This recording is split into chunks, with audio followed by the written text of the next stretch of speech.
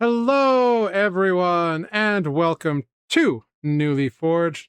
We are a 5e actual play stream that takes place in the world of Nuuli. Thank you, NYC Zombie, for joining the party, resubscribing. Thanks for 40 months on Twitch Prime, so thank you for that. And thank you, I've got it for the Pikachus. Oh, geez. We lost video for Mike again. He's having some camera sadness. He went away completely and came back, so. I can hear you guys. I'm here. I can hear you. I just don't have video. Oh, there we go. All right. Oh, you're back. You're back now. I don't know what happened. It's all good. It's all good. Technology's weird. Anyway, we are 5.5e actual play stream that came out of my brain, and 6 of my friends are brave enough to play in. 3 of them are currently MIA, but do not worry. For Tanner, who plays Lunine, and Matt, who plays Corvus, will be joining us very shortly, actually. And I think Jeff, who plays Selenar, is also going to try to pop in. He is currently camping. So hopefully that will all work out as well. And we'll all be here to do some stuff. Well. Anyway, 6 of my friends play in my brain. I'm very whacked today, so it's going to be a fun episode. I can't wait.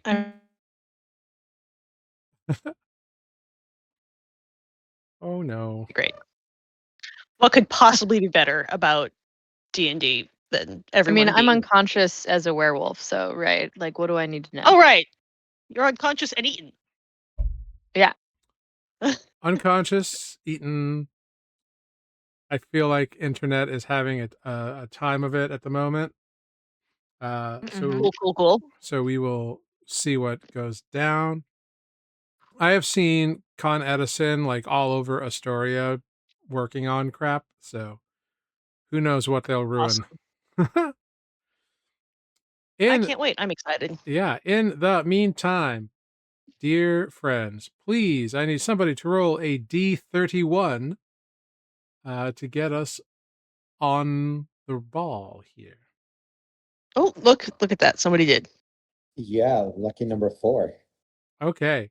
Today's question is a fun one. So please introduce yourself, your character, and answer the question.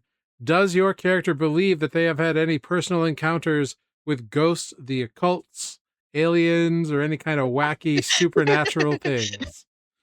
Kind of on the nose in this particular setting, but you know. Maybe something a little like less like physical, like maybe not zombies, but maybe like otherworldly things that are like truly hard to deal with or process that information. I don't know. We'll find out. In the meantime, let's start off with Sarah. Hey, that is me.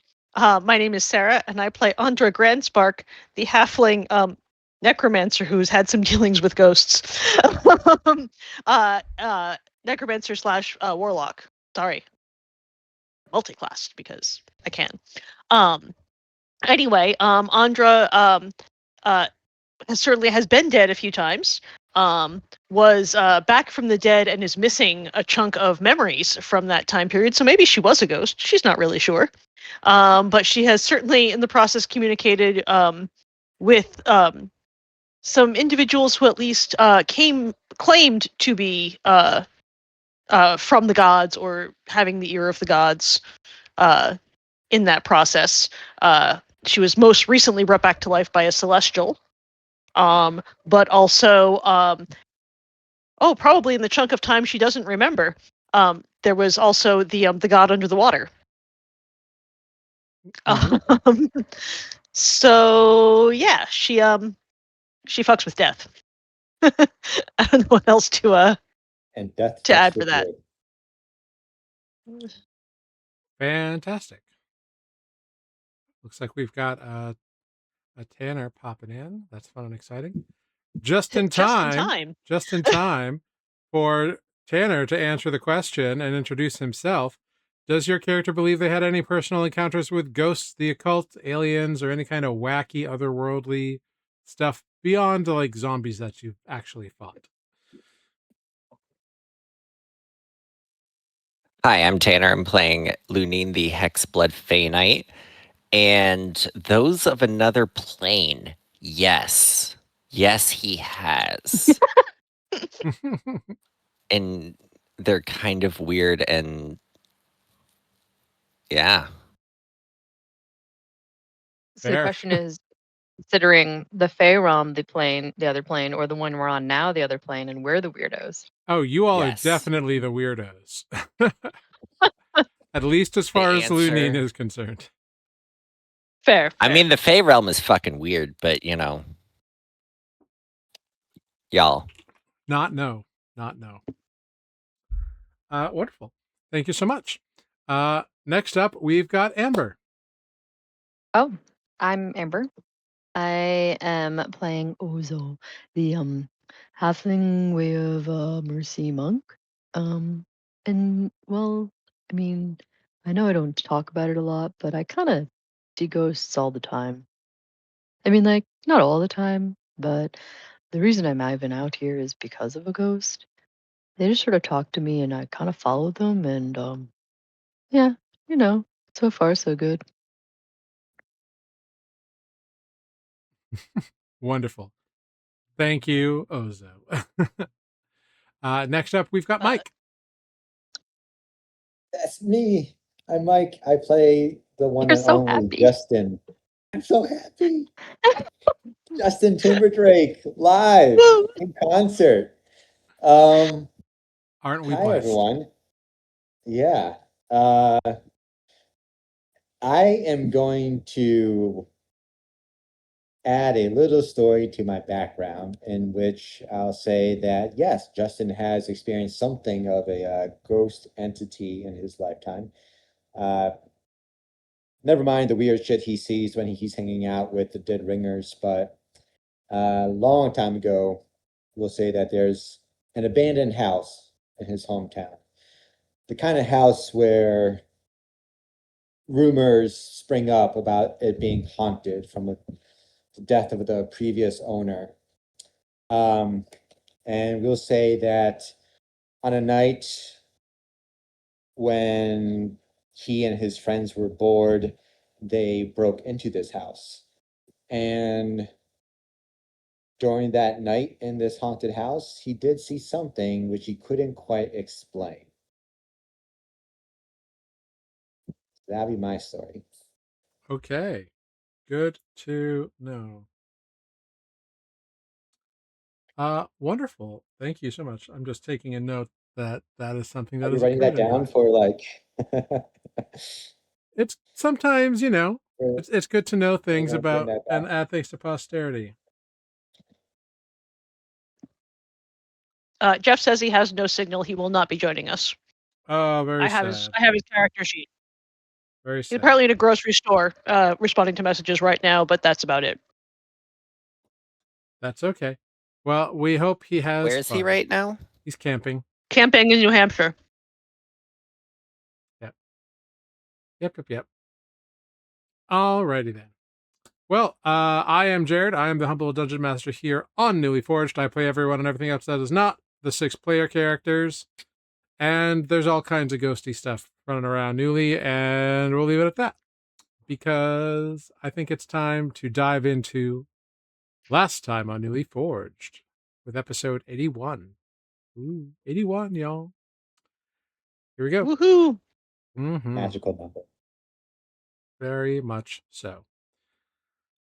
Last time on Nuuli Forged, the Dead Ringers faced the terrible Stitched Behemoth.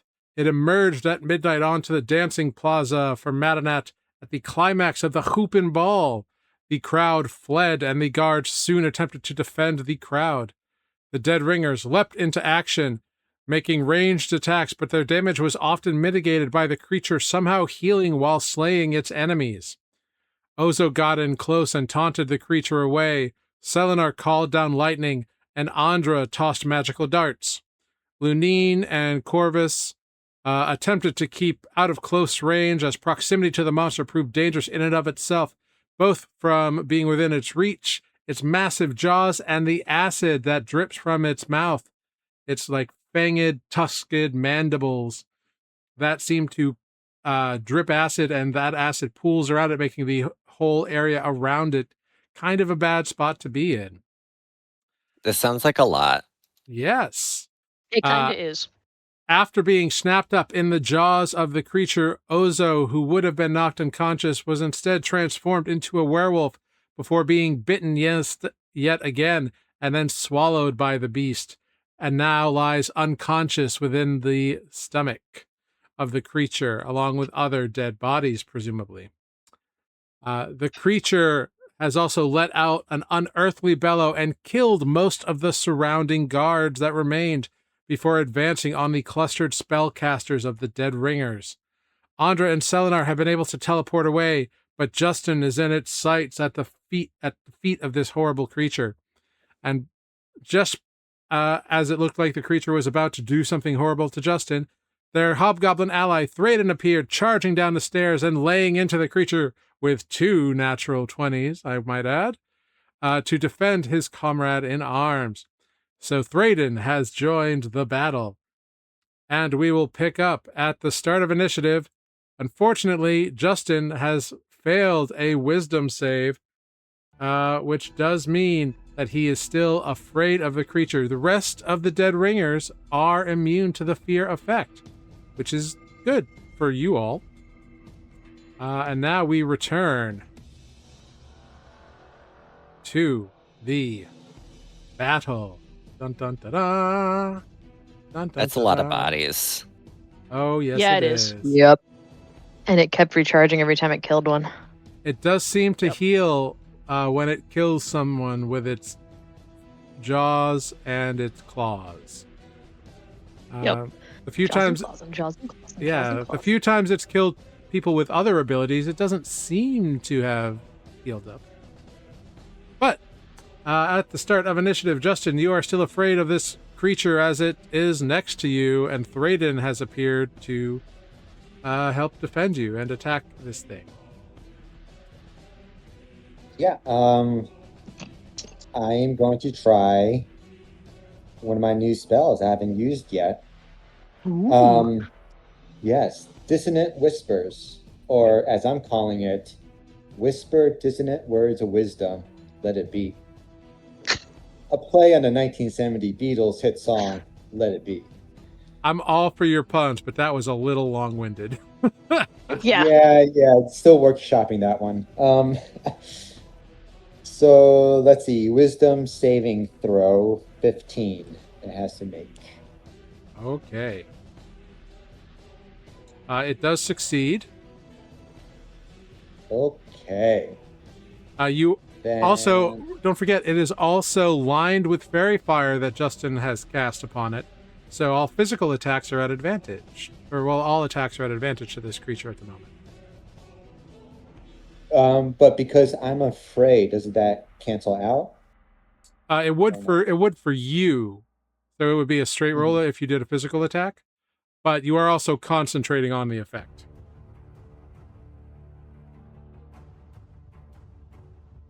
Because it is a concentration spell. Is it? It doesn't say. Just instantaneous. Is fairy fire? Fairy fire is. Oh no, it's not a concentration spell. That's great. Oh, okay. Oh, so the thing... Oh no, wait. That's you just put Dissonant Whispers in. Yes, that's the spell I used just now. Yes, yeah. Fairy Fire's concentration for a minute. So you have, I think, 5 or 6 rounds of it left, I believe, right? Right. Yeah. Great. So since it's succeeded on its save, it takes only 5 psychic damage. Okay.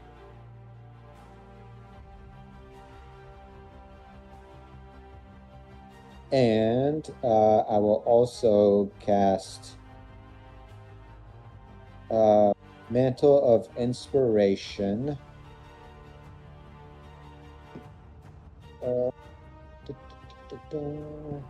On who's near me? So myself, of course, Thrayden.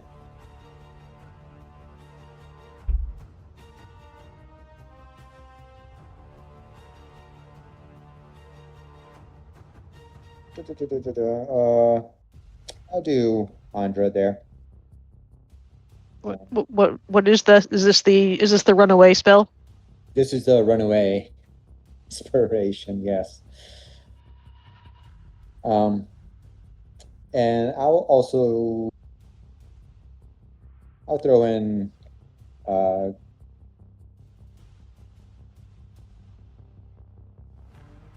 so everyone gets 2 additional temporary hit points. Woohoo! And use their reaction without invoking an opportunity attack to run away, which I will, look upon Thrayden and said, "He came to me at my hour of need. Now run, you fool!" And I'll just sprint. This here is a ledge, right? Correct. There's like a banister, and then it's like a 10-foot drop down. That's cool. 5, 10, 15. I don't know what is it. Another movement to get on top of the banister or jump over it. Yeah. Just make a DC 5 athletics check.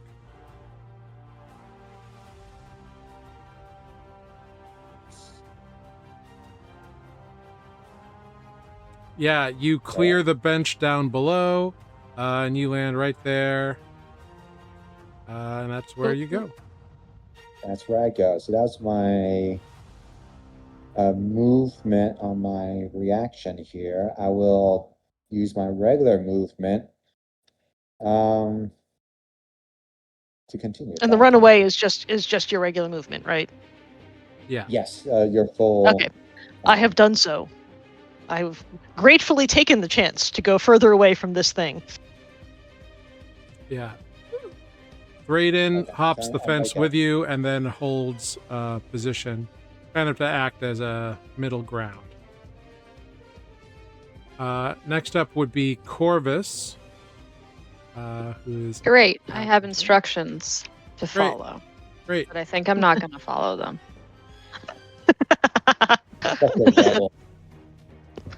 Sorry, Matt. We're going to shoot the big guy. Go for it.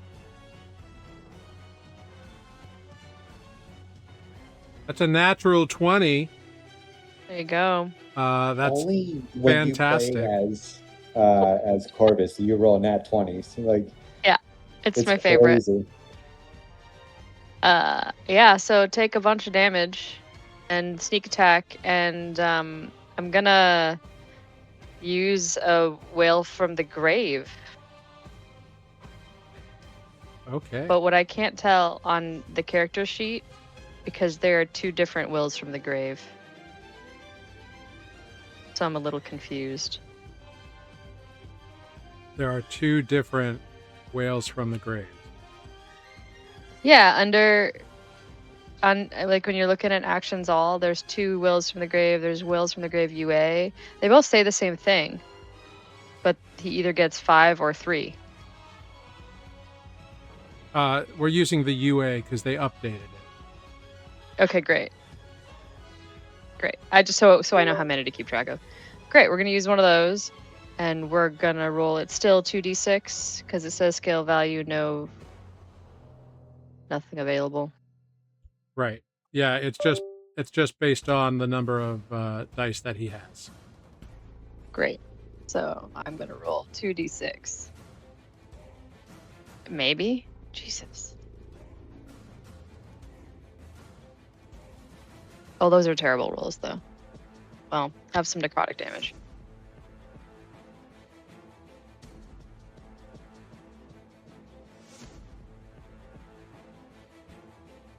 On top of all that pokey damage.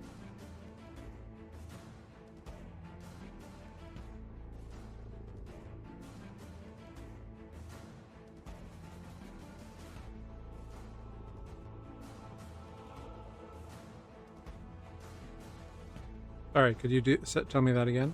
My camera seems to have cut out. Got you. Okay. So I did Will from the Grave, but only rolled 3. So 14 plus 15 plus 3. 3 of it's necrotic. Great. That's fantastic. You see that the necrotic, Corvus sees that the necrotic damage does nothing to affect this creature. Cool. I was curious about that, but it seemed worth trying. Yeah. However, let's see, that's 13 plus 14 plus 15. Wow, that's a lot. So that's 29 plus 32 is 42. 42 points of damage for Corvus. That's it. Be top 5 damage. Reduced, unfortunately. Yeah. Oh. But he has succeeded in getting his attention. Well, the other half of the activity was going to be to scamper around the other side of the stairs and hide, but I can't move his token. Oh, I can fix that problem. There we go. Thank you. I'm following half of the instructions I got. There you go. There you go. You should be able to move him now. Yay. And hide. And hide. Wow, yeah. I don't know if it's my camera or OBS or what. But something has made me invisible. We can see Oh, how you. exciting. We can Okay. see you on Discord, so it's not your camera. Well, But it could be the other camera. it's 2 different cameras. Right. Yeah. Because OBS doesn't know how to, or computers don't know how to send a signal to how to send one camera signal to 2 different applications, I guess. So. Gotcha. What a miss. I just rolled a natural 20 for you, critical hit, and ran behind some stairs. That's it? I'm just kidding. Awesome. Thank That's you. That's it. That's all that's happened. I rolled really badly on the necrotic dice, which is okay because it was an experiment. Who did you hit with it, out of curiosity? The monster. The big bad guy. It did nothing. How? Yes, Will's yeah. from the grave. It has to be a second creature. Well, it doesn't. It can hit the creature that you hit, but the necrotic damage is the part that didn't do it. I just read it. Don't look at me like that. I just read it. And the boss didn't change it.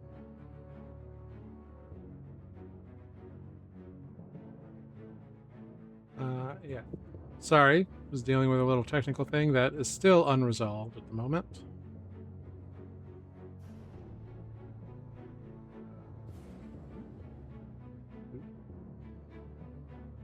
I don't know what happened, but it's been doing this, and I don't know why. Unless it's the USB port, which could be. Hmm.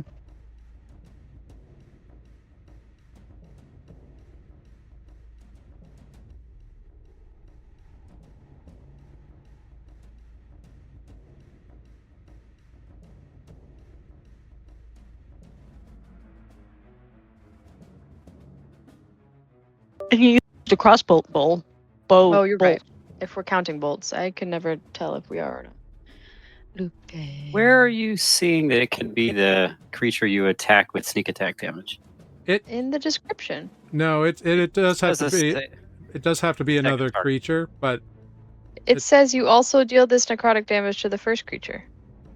That's only when I am a level 17 or higher. Which is a bummer because I'm never going to ever get to use it like that. But there was a hot Never? second where I was like, have I been doing this wrong for 8 levels? I'm about to scream. Well, whatever. Maybe necrotic would do something. okay. I may not have. I'm going to ignore the use because it will not matter for today, I'm sure. Yeah, it's fine. It didn't. Thank you. That natural 20 is fucking dope. It didn't affect the creature anyway, so it's all good. Okay. Thank you. Now we're over to Ozo. So, Amber, I'm going to need you to roll me a private Hey, D20. And what does the wolf see in this moment of unconsciousness? I heard. What is it? Wolf. Unconsciousness. Yeah. Moment of unconsciousness. You're talking to me, Ozo. Yes. Sorry. Great. Ozo is still unconscious. That is true. Wow, I can't type. Ozo has made it so previously on Ozo's Mindscape, we were running through like the forest that Ozo grew up in, but it was all emo spooky. And now Ozo's arrived at the temple, and there's something glowing in the corner. Very cool. It might be a 4-leaf clover. Very cool. Awesome. Okay. Good to know. You are Ozo. I am.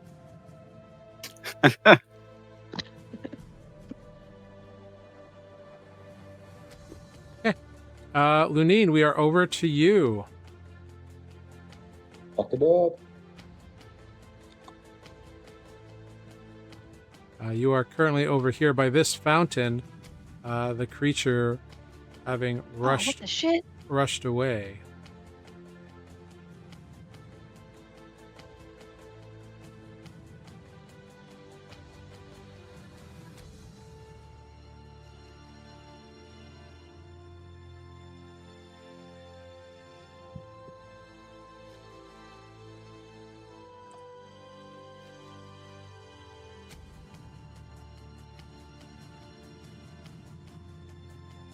I think you're muted, Lunine. Right, sorry. Do I have any cover at this point? I mean, not really.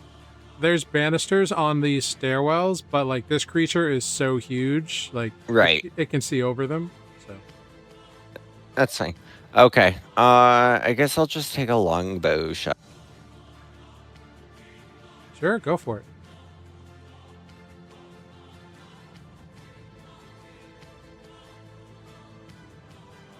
An 18 will bounce off one of the scales on the shoulder, just barely missing.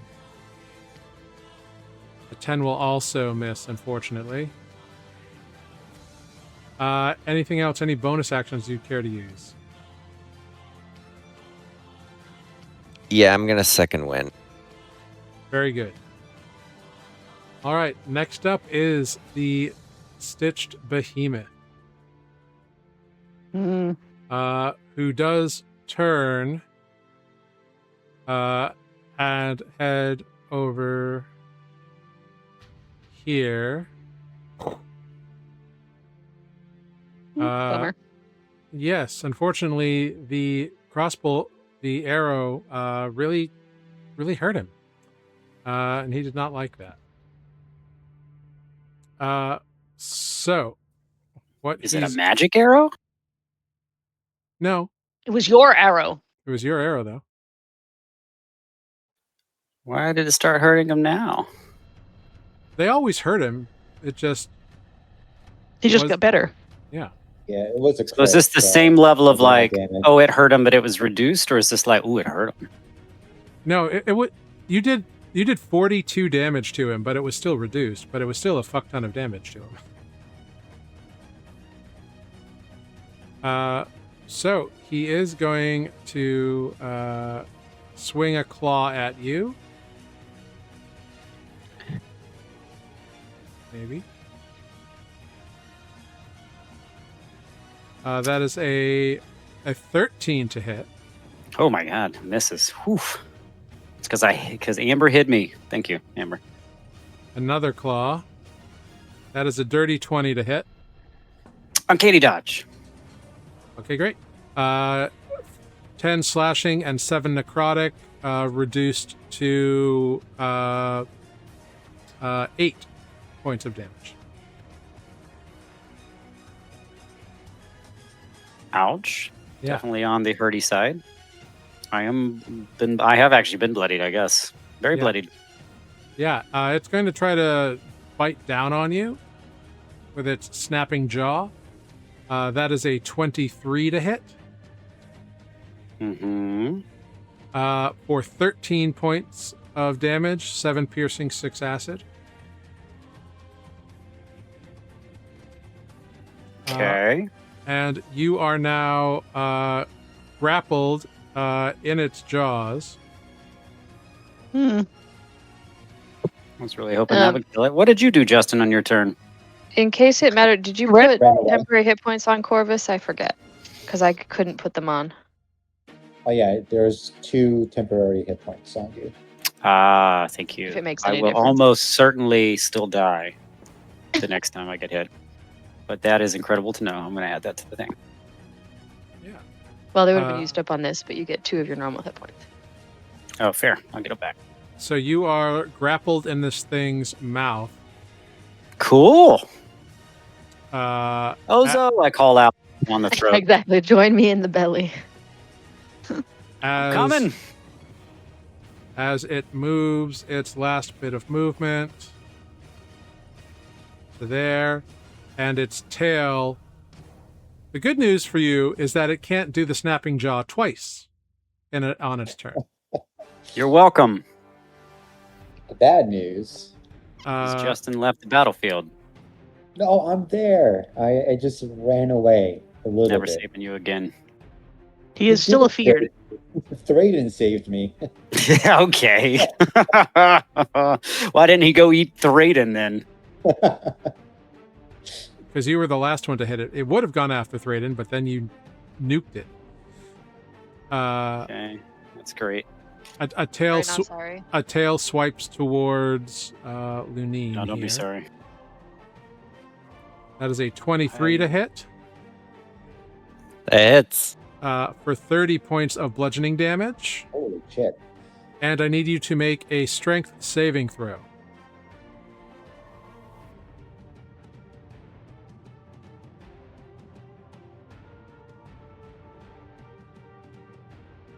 Dirty 20. That is a success. You are not knocked prone or thrown 15 feet. So that's good. Down the stairs. Yeah. Would have been hurtful. Every time you roll, I hear this magical do-do-do-do-do. I have fancy dice. It's in the Beyond Swinny, isn't it? Yeah. Yeah. Luckily for you, it cannot use its bonus action to do its unearthly screech because its mouth is currently full. So it can't do that. Oh. Haha. Thanks, Corvus. Next up, we do have Andra. Hey, that is me. And oh boy, am I closer than I want to be to this thing. Andra is going to. Wow, I'm really close. That means I could do something that I've not been doing because I was trying to stay far away. Pause for one moment. Lunine, your attack should have been an advantage because it is lined with fairy fire at the moment. So go ahead, just roll one more attack at advantage just to see if you would have hit.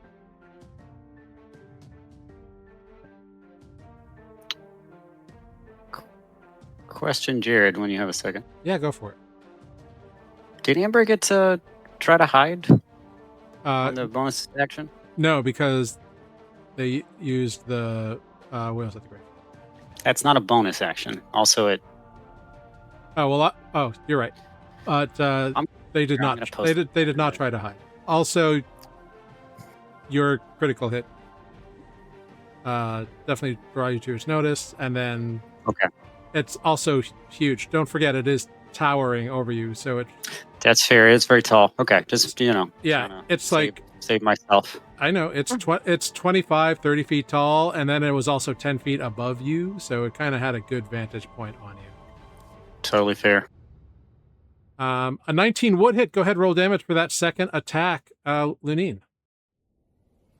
Hold on, I'm reading something really quick.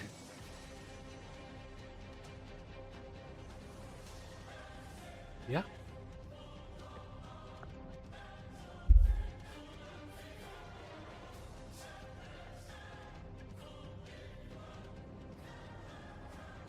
Because I can't remember if I can ranged attack with my Siren Strike. You can, but I think there's a range limit of 30 feet, which it was beyond at the time. Oh, okay. Yeah, because I think it's when you hit a creature with a weapon attack within 30 feet. All right, so 11. Great, so it takes 5 of that. Okay, thank you so much. Now, Andra, over to you. Cool. Eldritch Blast. Go for it. A 21 will hit. Woohoo! Awesome for a whopping 1 point of damage. But I get to do this. I get to do it twice. So. Mm-hmm. Hey, that one at least did some damage. 22 hits for 8 points. Very nice. And then where am I? I am not concentrating on anything at the moment. As my bonus action, because Eldritch Blast is a cantrip, I am going to cast Expeditious Retreat. Which means that I can take dash as a bonus action for the next 10 minutes as I concentrate on this. Great. You are concentrating. Sure am. And then I am, in fact, going to. I'm going to do so. I'm going to dash. I want to take my regular 30 feet of movement away from this thing, because oh god, it's terrible. So 5, 10, 15, 20, 25, 30, and then this is a 10-foot drop here. It is. Just one moment, please. I hate.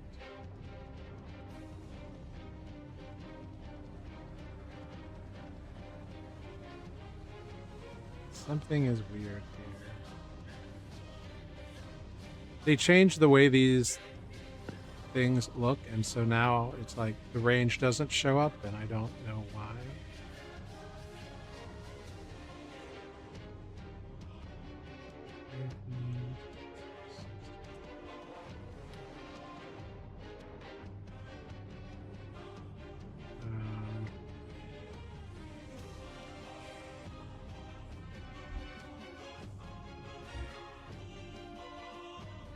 Like, I built this creature, and it only did some of the things.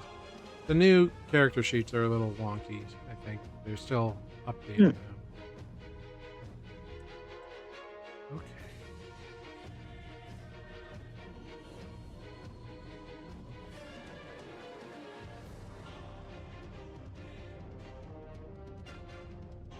Okay.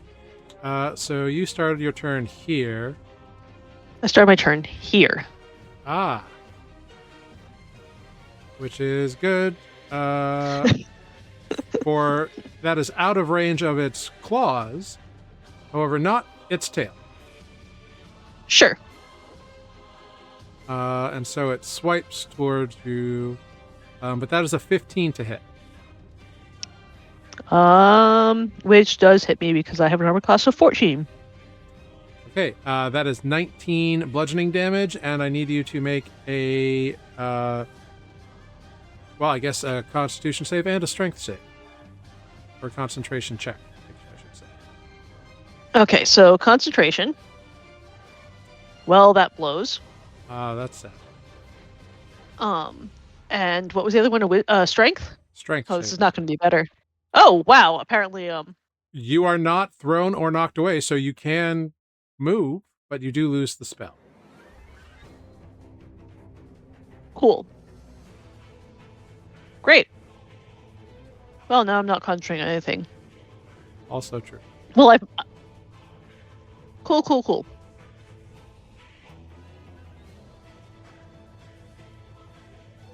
But to answer your question, yes, In that case, I'm done. It is a 10-foot drop. Okay, great. But it's irrelevant because now I don't have 30 more feet to travel, so right here will be great. Fair enough.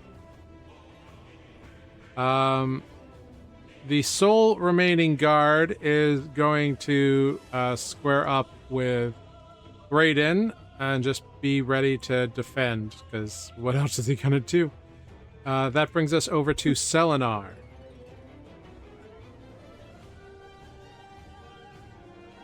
What shall Selenar do? Justin, you are on deck. Sarah, you're running Selenar, right? Right, still. Oh shit! Sorry, that's me. Yes, it is. I'm sorry. I did my thing. You're busy crying. Selenar, I'm busy crying. Crying is a free action. Mm-hmm. Always. Selenar is, I believe, concentrating on lightning, on calling lightning. Correct. Is that correct? And so doo-ba-doo-ba-doo, I can. That's an action to do it again. Great. He will use his action to call down lightning upon this thing. Great. It will make a dex save. Yes, correct. A dex save. I think it fails. It rolls a 13. That is correct. It's a 16 is what he's attempting to get to. Woohoo. So he will take 21 lightning damage. He takes it all. Excellent. Yeah. The storm cloud that has been conjured by Selenar shoots down lightning bolt. One strikes the behemoth, and it electrocutes it. And you see its skeleton line up. And as you do so, the skeleton looks really fucking weird inside it. And you swear you see one sort of lupine figure deep within the bowels of the creature. Did they take thunder damage as well? Mm. Or were they properly grounded because the creature was around them? One would imagine they were insulated. The dragon-shaped Faraday cage. Did you say electrocuted? This is good news, if you did. Yes. Yes. Oh, they're dead. That's excellent. Okay. Anything else from Selenar? No, I think he's pretty happy where he is. All right. Justin, we're over to you. Corvus is on deck. Justin fight's over. Closer to the action. You cannot move closer to the creature. Oh. You're still scared of it. So at the start of your turn, roll your wisdom save.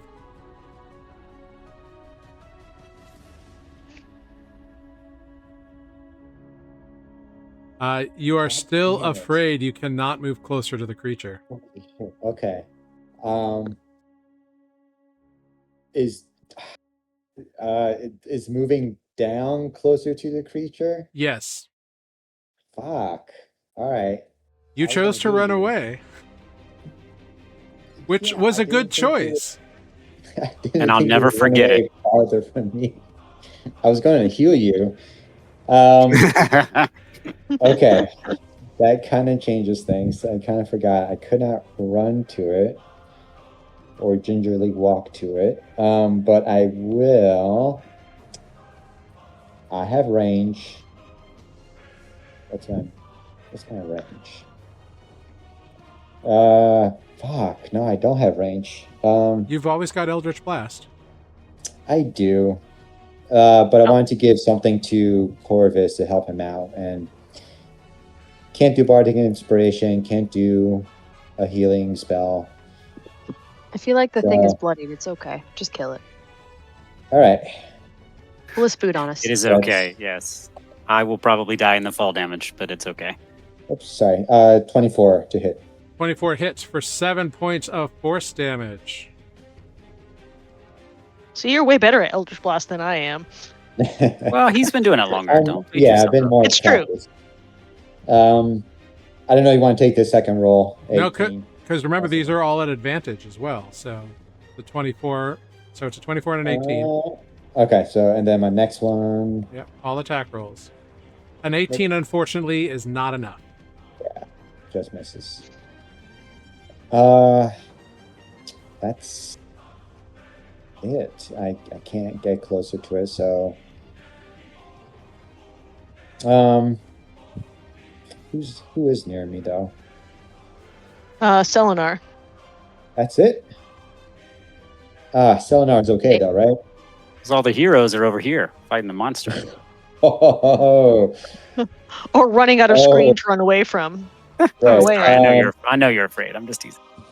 I don't want to be afraid. There's one rando dude alive. I'm not gonna waste a mantle of inspiration on him. No offense. It's like his dude. entire health pool if you do. Yeah. Yeah, that's my turn. Okay. Can't do anything else right now.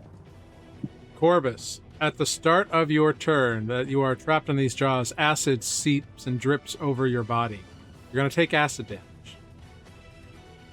You're going to take 4 points of acid damage. Rolled really low. Okay.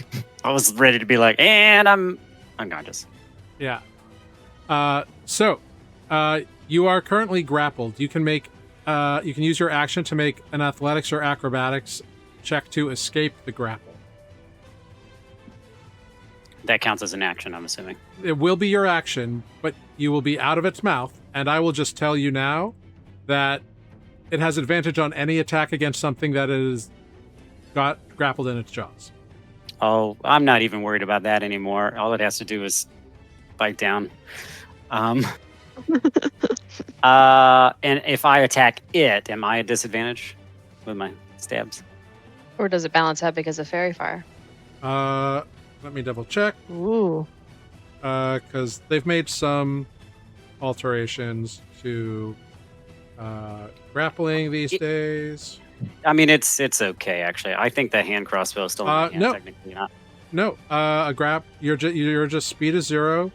Yeah, it's just your speed is 0. So your attacks are not at disadvantage; they'd still be at advantage. Although if you use your crossbow, it would be at disadvantage because you are within melee of it. To play fair, there is no logical way while in this thing's mouth and bleeding out, I could trade out my crossbow for my swords. We're not going to go there. I'm not even going to let you. No, you can. Usher it in. Why wouldn't you? Because you can drop the crossbow. That's a free action. And then Oh, well. and here's then what we're gonna you do. draw the sword as part of your attack action. Here's what we're going to do instead. That's an if update you to allow it. the 2024 rules. Fair enough. Here's what I'd love to do instead, because I've never used this before. I'd love to Misty Step 30 feet away to a safe place. Hey, there we go. Yay! Yep. There you go. That'll do it. Crossbow is Safe still in my place hand. So safe place is a relative term, but I don't know. How's this look for? Yeah, that's great. Go to Justin. Go to Justin. what? Where is Justin? He's over here. He's dead. Yeah, well, I can't Here I see. am. I literally can't see you. I'm a little busy. he's on the other side of the fountain. I basically look behind me and go, "That'll do," and I teleport over there. Fair Excellent. Yeah, any place is better than in the guy's jaw. How's my now? Actually, let's do fucking this. No, that doesn't feel like I'm far away because I'm moving from the edge of his mouth. Would you give me like 35 feet to clear his circle? Roll a d20 on a 10 or higher, you can get. No. We're not adding rolls to this. We're just going to go with what'll work. So we'll do straight 30. How's that? All Yeah, right. you're kind No of in more its rolls. mouth. So Yeah, understood. It's also magic, but okay. yeah. Well, Oh. it's Does a also 25 hit? remember it's also being non-Euclidean because you also got an extra 10 feet down. out of it. Right, diagonally. Oh, fair. Okay, I'll give you that. Yep. Also, I lied. It's not magic. It's Fey. Which is magic, but that's okay. Tell Corvus, I'm not magical this time. 25 will hit. For 19 reduced damage. Yep. So that's some of that. Excellent. So that was a bonus action. That was an action. I still have movement. Now I see Justin. Drag your bleeding self. And I'm going to go 40 feet. No, I just need to get 40 feet further. And diagonally is further. Not that it matters. He's huge, but let's go here. Okay. All now I'm right. panting and dying, but I'm away. Excellent. I love it. Kill it, Lunine, I say as I faint. Ozo, go ahead. Roll me a private D20. Lunine, you are And on I just deck. reminded myself that I get advantage on these. Do because you? I have durable. Oh, that is excellent news. So do me a favor. Roll 2 of them at advantage right now. Okay. Okay, Okay. working. Nope, that's a question mark.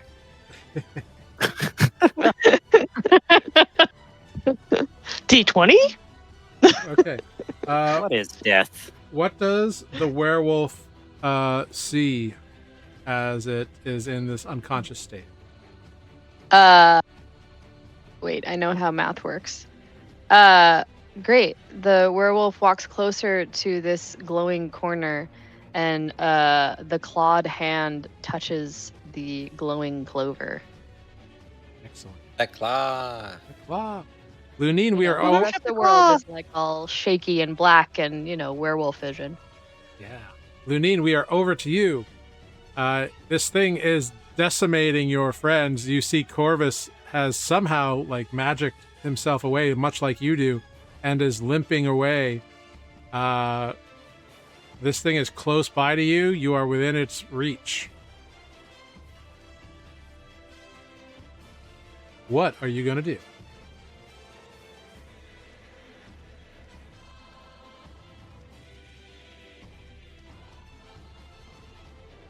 Oh, actually, you are within 10 feet of it at the start of your turn. Bummer, That dude. sucks. I got a feeling it's acid. The acid has pooled around it now that it's been here. So it begins to eat away at your boots.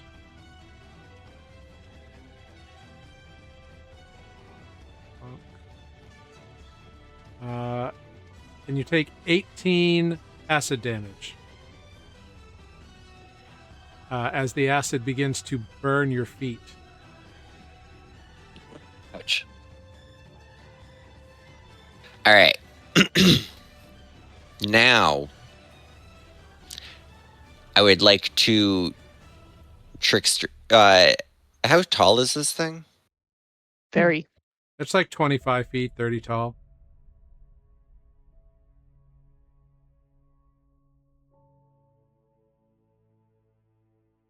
Okay, I'm going to trickster step up behind its leg. Yeah. There-ish. Achilles tendon. Yeah. Yeah. Yeah, it can't see you because you're invisible until you attack it.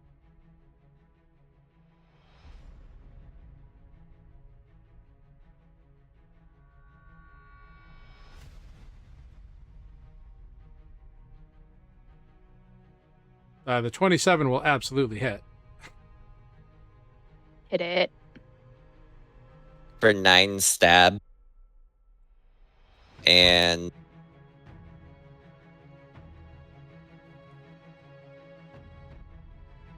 oh shit, 12 psychic. Very nice. Oh, nice. This thing is looking very, very rough. You can see that it is now looking down at you. Anger in its eyes. It's roaring as it looks down at its stabbed leg. But it's bleeding, and it has not healed up recently. Does a dirty 20 stab it again? A dirty 20 stabs it again. Oh God, please For don't let this fall another on 8. Looney. Out of there before it crushes you. All right. All right. And you do have your second attack with your short sword. Sorry, I'm managing buttons. Hold on. All good. Too many buttons. I just don't want you to forget what you have. Button. Who's got the button? 17. It's at advantage because it's lined in fairy fire. Right. No. No. Natural 1. Unfortunately, the third attack does not land. Anything My else? action surge was used, right? It was. Yes. Yeah, sorry. I tried earlier. No worries. I have more shit. Hold on.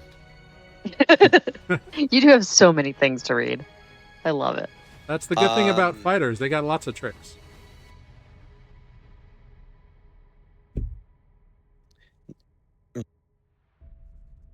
Oh shit, the addled stagger. When I use a siren strike. Would it be too late? No, go for it. Alright. Well, it needs to make a DC. Hold on.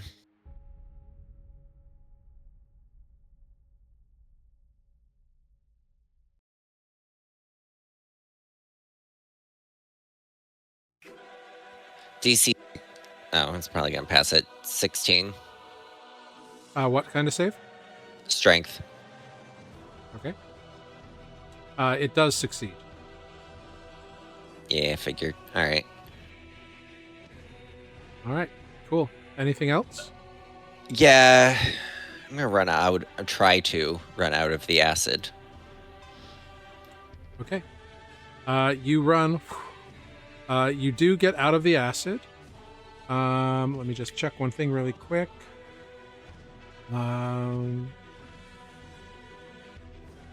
I just need you to make either a strength or dexterity saving throw. Your choice.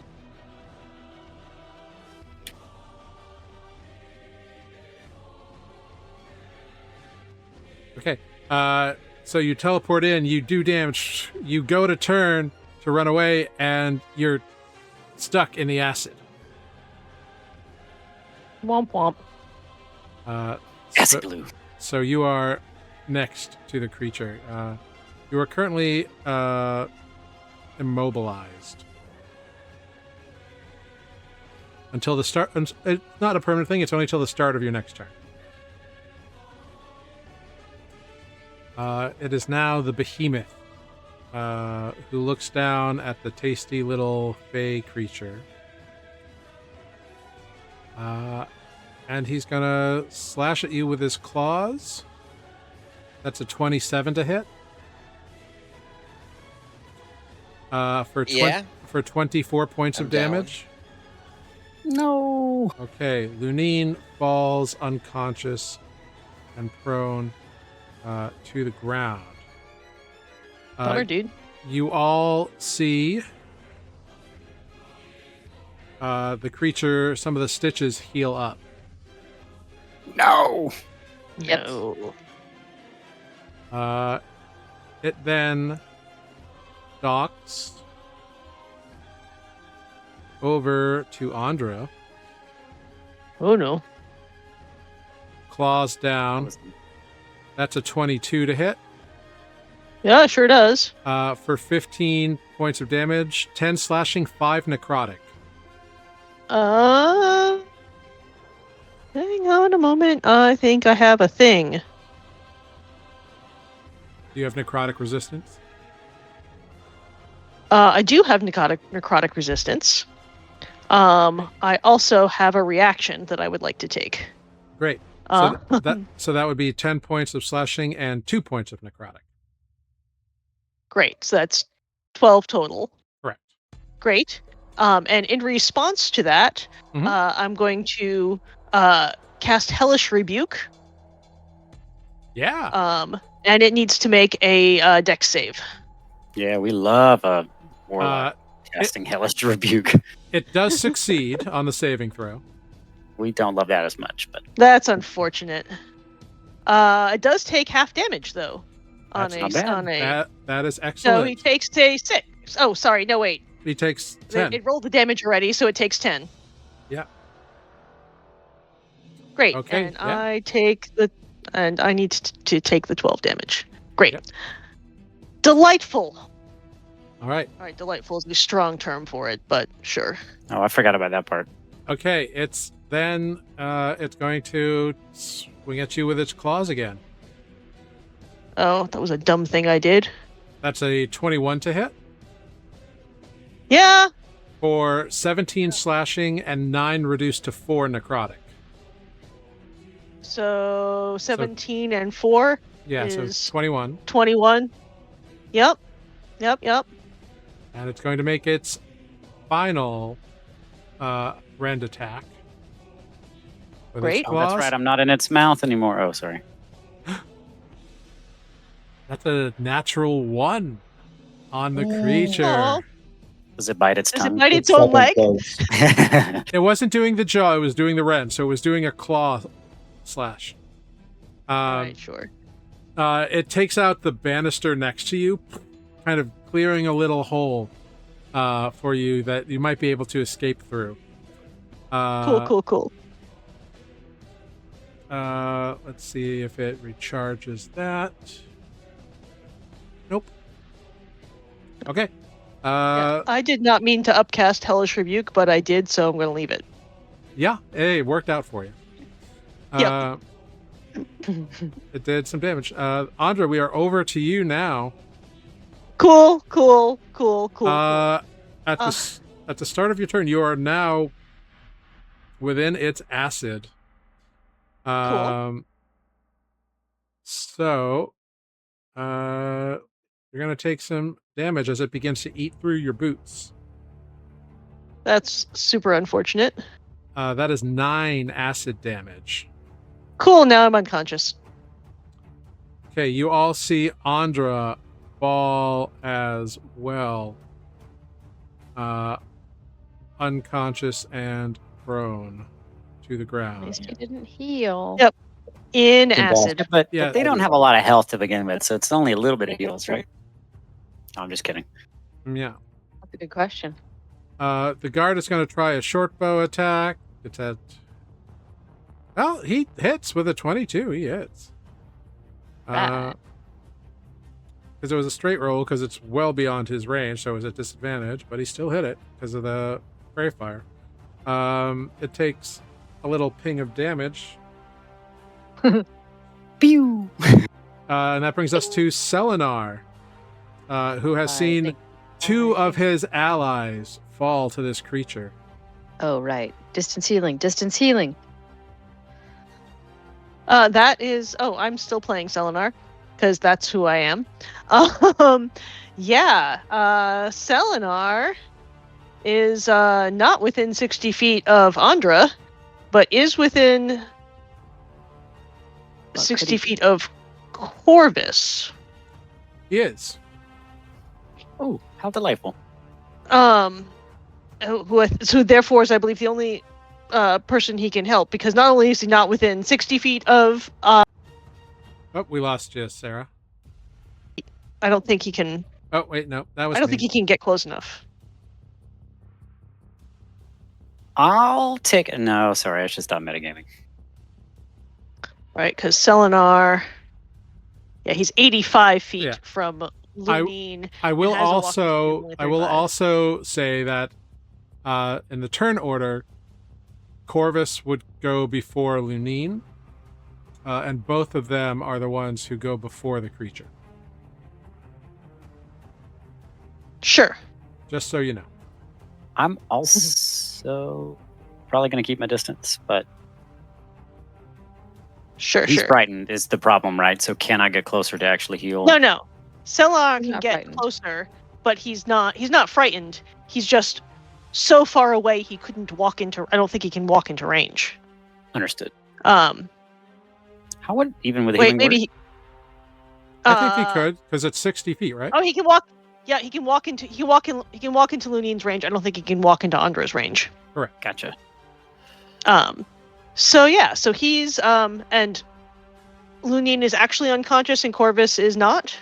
Correct. Correct. Is that true? Correct. All right. So in that case, he is going to walk 10, 15, 20, 25. That's 30-ish. Is that close enough yet? I think it is. Okay, he's going to walk one more square. One more square, and then he's going to cast Healing Word on Lunine. Yeah, go for it. At 3rd level. Great. Therefore, sending Lunine 22 points of healing. Excellent. Hell yeah. Yeah. Upcasting is for real. Yeah, it is. I didn't do it enough. Spoot. I apologize. That's a bonus action. Does he have any useful cantrips? Well, is Well, he still concentrating? He's still on that concentrating thunder? on lightning. He is still crest. Yeah, but I believe that's an action. Yeah. Don't you Right. have one of Not those? an action. Yeah. He has an action. You're correct. Sorry. Yes, he just. Different character. Haven't Okay. haven't been a healer in a while. Not my What is healing word? thing. Cool. So yes, he's going to he is cheerfully going to throw some lightning at the creature. And thankfully, it doesn't count against the whole spell rule because it's already been cast. Correct. It has already been cast, and he has an action, so isn't life gained. It's a it's a dex save. Yeah. Creature succeeds on the dex save, I believe, because it's 16 DC. Correct. Yeah. So it's So 16 DC dex, so he takes half. All right. So it will take 10 lightning damage. Yeah. The lightning strikes this thing, and once again, it looks bad. It looks bad. Good. Okay. End up eating our friend. Excellent, Selenar. Justin, over to you. Make a wisdom saving throw at the top of your turn. Come on, roll high. Okay, 10? Oh my god. No. Okay. Okay. Ian, such a weenie. That's pretty high. That's, we're getting there. Justin, you're still terrified of this thing. You've seen it knock out at 3 of your friends, swallow one of them, almost bite Corvus in half too, and you can see Corvus limping around on the other side of the pool. Literally. Like that blood scene pouring from into the fountain. Saving Private Ryan during Yeah. the initial scenes. That soldier looks around the beach and then picks up his arm. Yeah, pretty much. So let me help out Corvus and cast Healing Word on him. Corvus whispers, I forgive you. So you get 9 points of healing. And Admittedly, okay, sorry, I'm really metagaming, but I am still alive. Mhm. Just saying. Justin cannot move closer to the creature is the problem. Oh, you're right. He is Yes, afraid. that's right, Yeah. yeah. He is Otherwise, I afeared. would've- Yeah. So stop trying to sacrifice Corvus. I'm not. I don't want him to die either, but I was like, but Andres died so many times. So Eldritch It's not Blast. fair. Chandra spends a lot of time dead. Nope. She thought she neither of liked those it. She hit. changed her A mind. 12 will not hit. And second one. A 25 will hit for 12 points of force damage. Holy shit.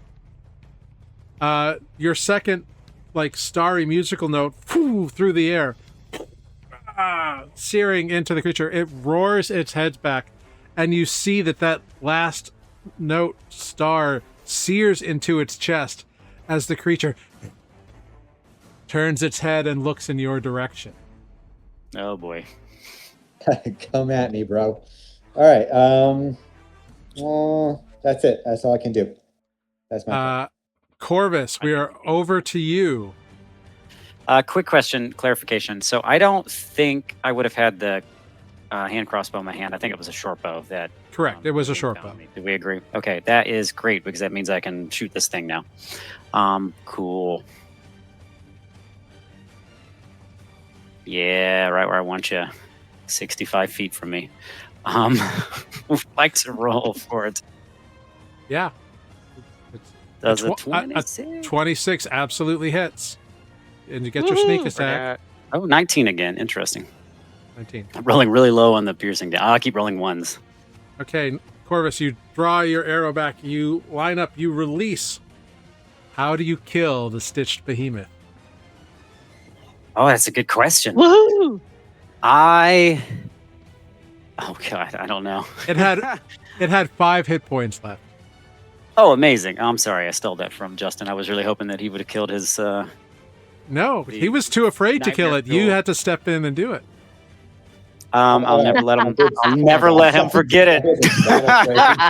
I'll never. I did hit it for 12. So I mean, right? He also made it easier for y'all to hit it. So don't give him too much shit. That is true. Yes. I told him such. Fairy Fire was fucking huge, and I hope he does it every time. Anyway, so when it turns to look at Justin, to be like, you hit me last time, coming for you. Corvus, who had just been like, got a little bit of healing word, sort of like picks himself up, spits out some blood, does that with his neck, and is like, here goes nothing, and tries to shoot it right in the eye that he chose to look at Justin with. Ooh. Flying through the air. Right into this like massive eye of this creature, which has like eyebrow ridges around it, like it's armored there. And you just dead eye shot, and you watch as it buries like through the arrow. It disappears all the way into the eye as you hear an unearthly screech as the colossal creature falls to the ground and moves no more. The acid around it begins to stop bubbling, as though the source of the acid, now inert, no longer makes it bad. That's exciting. I'm gonna spit out a pool. Pool of blood, and look at Justin or yell at Justin, and be like, "I think Andre's down. I'm gonna try to cut Oza out of there." Justin, seeing the creature fall, you are no longer under the feared condition. excellent. So I will make myself come So- closer to. So because people are down, we are going to stay in initiative for a minute here. Fair enough. Because none of you My turn is know over. none of you know what Ozo's current status is. You still have movement. Fair enough. Oh, I still have bonus action and movement, right? Yes, I you only do. used an action. Okay, Right. so bonus action dash because I need to close this distance. Movement, but I think that will be unless. How would I get there otherwise? No, because the only way I won't be able to do anything. I have to use the bonus action to get there. Okay, great. So that's what I do. Bonus action dash to get there. I know it's 65 feet away, so I get all the way there. I mean, let's say I spend some time getting up the stairs or whatever, so I have 80 feet. Great. Where's the stomach? Great. So you get there. Yeah, you can find the stomach on this thing pretty Wait, is easily. Lunine in town? You see Lunine's eyes are open. Okay, I reach out a hand to pull Lunine up if they so desire. Is it free action? I don't know. Sure. Ozo I'm pushing it. Ozo is within the creature. Y'all don't know what's going on there. Lunine, you open your eyes and watch an arrow into the eye of this creature and watch it fall, just barely collapsing around you. But you are alive, and you can. I think Corvus and bounds and Corvus puts a hand out Just to you ran to past help it. you up. I'll take the hand up. Great. Well, that's over. Where's Ozo? Inside. I think we gotta cut her out or something. Oh, jeez. All right. Lunin will go over to its stomach area-ish, he thinks, and chop. Yeah, because you're trying not to just like hurt it, but try to like do this with precision. Make a survival check with advantage because the fairy fire is still going. Hell yeah. That's why Justin's exhausted.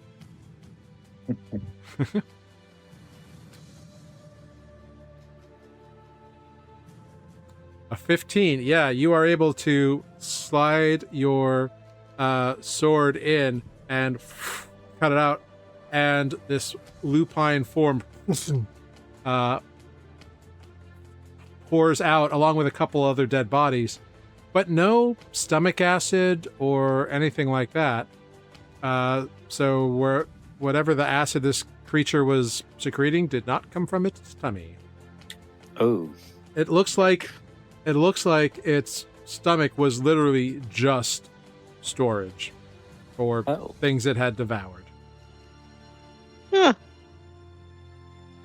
That's good. The bodies that fall out around the lupine form that you recognize as Ozo are withered and desiccated. Ozo's form, however, is not and seems to be breathing. Oh. So someone needs to stabilize them, and someone needs to get a hand. And that, Lunin, unless you have a bonus action you'd like to use, is your turn. I don't really, not right now. All right, Andra, I'm going to need a private D20 roll. Yeah. What do you see as this unconsciousness grips Andra?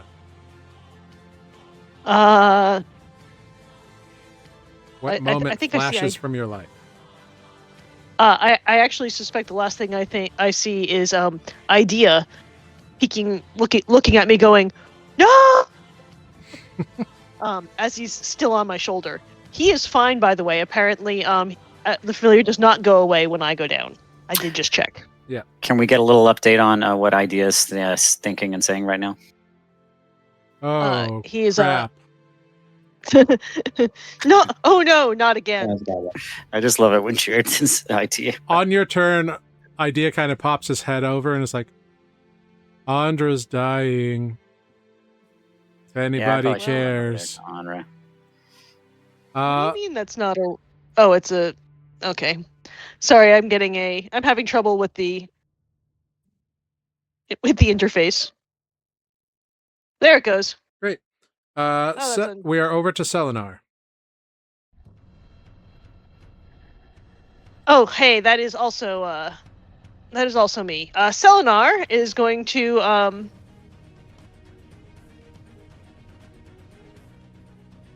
he's going to get closer. He is walking his 35 feet that he has, I believe, which is 5, 10, 15, 20, 20... super irritating. I think that gets him to about there. But it wants to do it in a straight line instead of my path. Instead of his path. And now he, I believe, is within range. He is 65 feet from Andra. Damn it. The healing word still reaches, though, doesn't it? It's 60 feet. Oh. All right, so if he was here, 5, 10, 15, 20, 25, 30. No, that's as far as he gets, is where he is right now, which is not close enough. Unless he uses his action to dash. Because healing word is a bonus action. Yeah, so yes, I was he just does. about to say. 5, 10, 15, 20, I was 25. getting confused. I was like, oh, he can't dash because that's a bonus. No, it's not. He's not a rogue. It's not. Okay, now he's going to cast healing word upon Andra. What does he have left for spell slots? You know what? He's just gonna get her awake. Great. So- Andor gets 11 hit points. And is no Great. longer. So that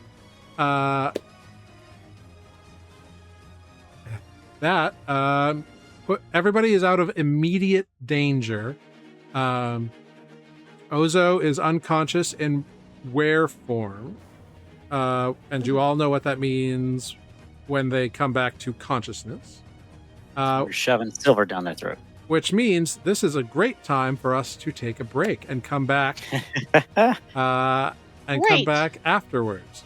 So we will be back in 5 minutes. Cool. Yeah. Thank you all so much. We'll be back in 5 minutes. We're going to take this little short break and pick up right here with the corpse of the stitched behemoth. Dun dun dun. Woohoo.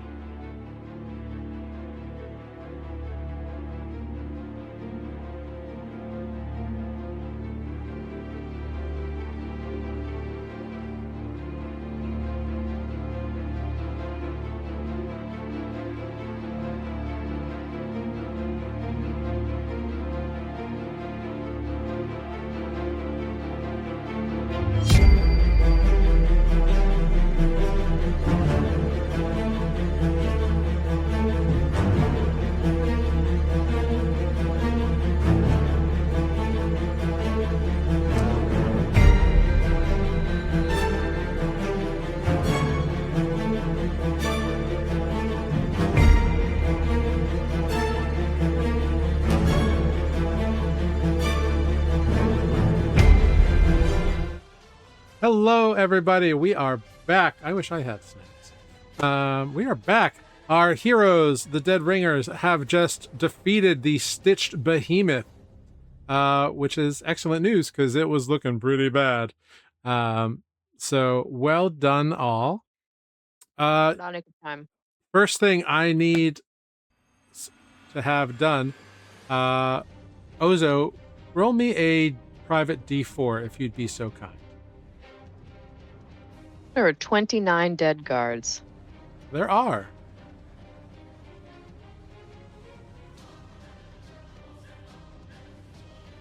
What does that do? Don't worry about it. Huh. Okay. So,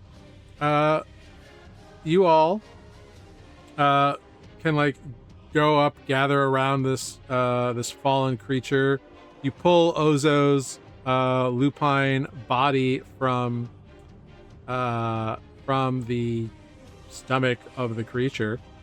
And what do you do?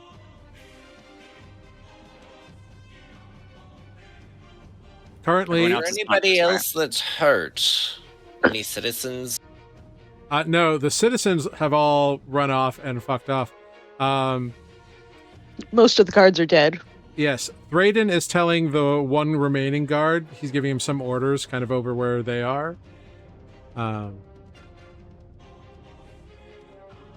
I'm going to reassure Idea that I'm going to be okay. he looks at you with those empty eye sockets. That's good. I think I'm going to recover. It does hurt. Corvus wasn't around. I'm sorry, Matt was not around the last time we brought Ozo back from unconscious werewolf. But whatever we did last time, he's happy to help do again. He's like reaching for some of his silver if he needs to do that. Is that what's involved? You all know. Oh, yeah, you all know that silver seems to revert lycanthropes.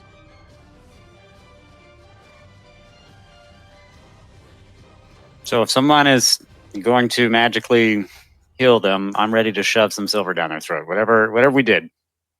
So you also know from your experience that if you heal them in this form, they'll just attack.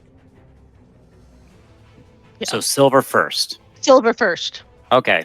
How much silver does it take on average? I'm not trying to be cheap. I don't remember. I think we like 3 silver pieces? 5? Wow, that's pretty low. I was ready to like shove like 30 silver pieces down your throat. Yeah, it was not that many silver that we Okay, I'm going to start with 3 and see what happens. Cool. Do I need to subtract it from my? If you're shoving it down their mouth, yeah, you do. Yeah, I don't know if I want it back. I'm sure it comes back around, but that can just be what Ozo. It turns out it doesn't. Actually. What? This money No. gets not The silver is Gets absorbed. not consumed. pass. Yeah. Okay, 3 silver pieces in the gullet. I do that Okay, thing where you like make a dog's throat and you make them swallow. Ozo, make a Constitution saving throw as a werewolf. Reloading this page. Constitution. I love that no one else spoke up. Is this what y'all did last time? I have no idea. You're just letting I have me no idea. learn for myself. Saving throw. I think so. Yeah, it is. I'm trying to remember. I think I took notes. I can't find them because I put my Okay. hummus down on top of my notepad. You shove 3 silver coins down their throat, and their wolf form remains. Unfortunate. Okay. 3 more? Sure. Make another Constitution saving throw as a werewolf. Their wolf form remains. God damn it, Ozo. Did I owe you money? I have a lot of notes about 3 seems like a magic number. So 3 for the 3rd time. Oh my god. You owe me 9 silver. You owe me a gold. You know what? I'm just kidding. It's fine. It's on the house. Make another con save. Are you making con saves like Justin makes wisdom saves? Because we're gonna be here a long time. They Sounds like yeah. the wolf form remains. God damn it! I'll look around. I'm like, did it take this much last time? Some of It you did were not. more expensive than others. What? Wait, 5. Okay, I'm done fucking around. Oh, I don't actually have any silver. It turns out. You shove 5 silver pieces down. Make another con save as a werewolf. The lupine form of Ozo pulls back in and resumes their 5 normal number? size. Oh, okay, fine. Don't we start with 5 next time? Or I don't know how this works.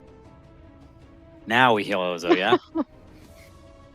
Sure, someone can heal Ozo now. Corvus is actually not mad. Corvus is like, oh, thank God. I'll cast. Selenar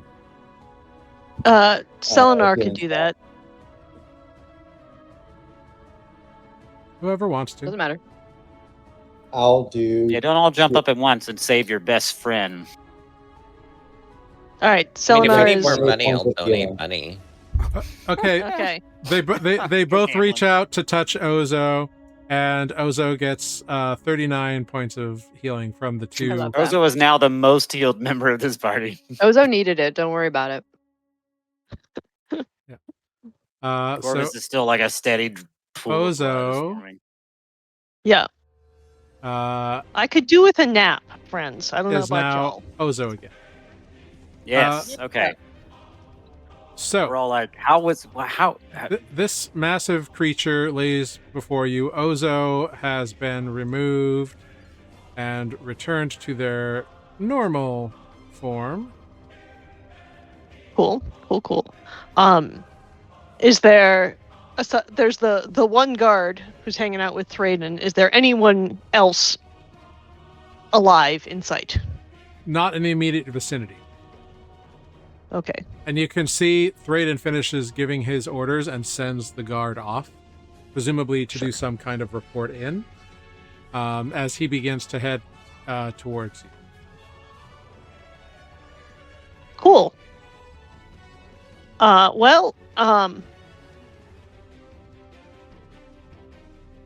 Hi. This What it looks like the happened? party's over. Oh, Yeah, here. so this crazy creature is here. What do you do? Move the body. Examine the body. Check his pockets. Ozo is very any- curious what this creature is. Anyone who wants to can make an investigation check. I Sure. Lunine, Wow. I would like you to make a history check at advantage. That's worrying. Yeah, kinda. Do you remember that dog you had? They said went to the farm upstate. Stop! Oh, shit. Oh, yikes! God I damn. bet you weren't. I bet you Wow. weren't planning on that happening. Nope, I was not. But it seems to happen with you from time to time. Okay. On a 19 Ozo, you are kind of more familiar with the insides of this creature than others. Then average. Than average. Yep. You're like looking around kind of the stitching and the wounds, because like its whole body is like stitched together from weird pieces that seem to be mismatched. The arms are like long and thin and gangly. The head is like, the top of the head is different from like the mandible, the jaw area, like different creatures were used to make it. You find a couple of things. Okay. The first thing you find, Ozo, is you find some that on some of the stitches that are done with like a wider leather or maybe some kind of hide or something, seem to have some kind of runes on them that you are unfamiliar with. You also find a small metal plate stitched under one of the arms, one of the 4 like big massive arms, that seems to have something carved into it that you can't read. And you find 6 bodies inside the stomach that were along with you. They're all withered and desiccated, as though something drained their essence out of them. And you find a handful of gold in those pockets. You find like 7 gold in those pockets.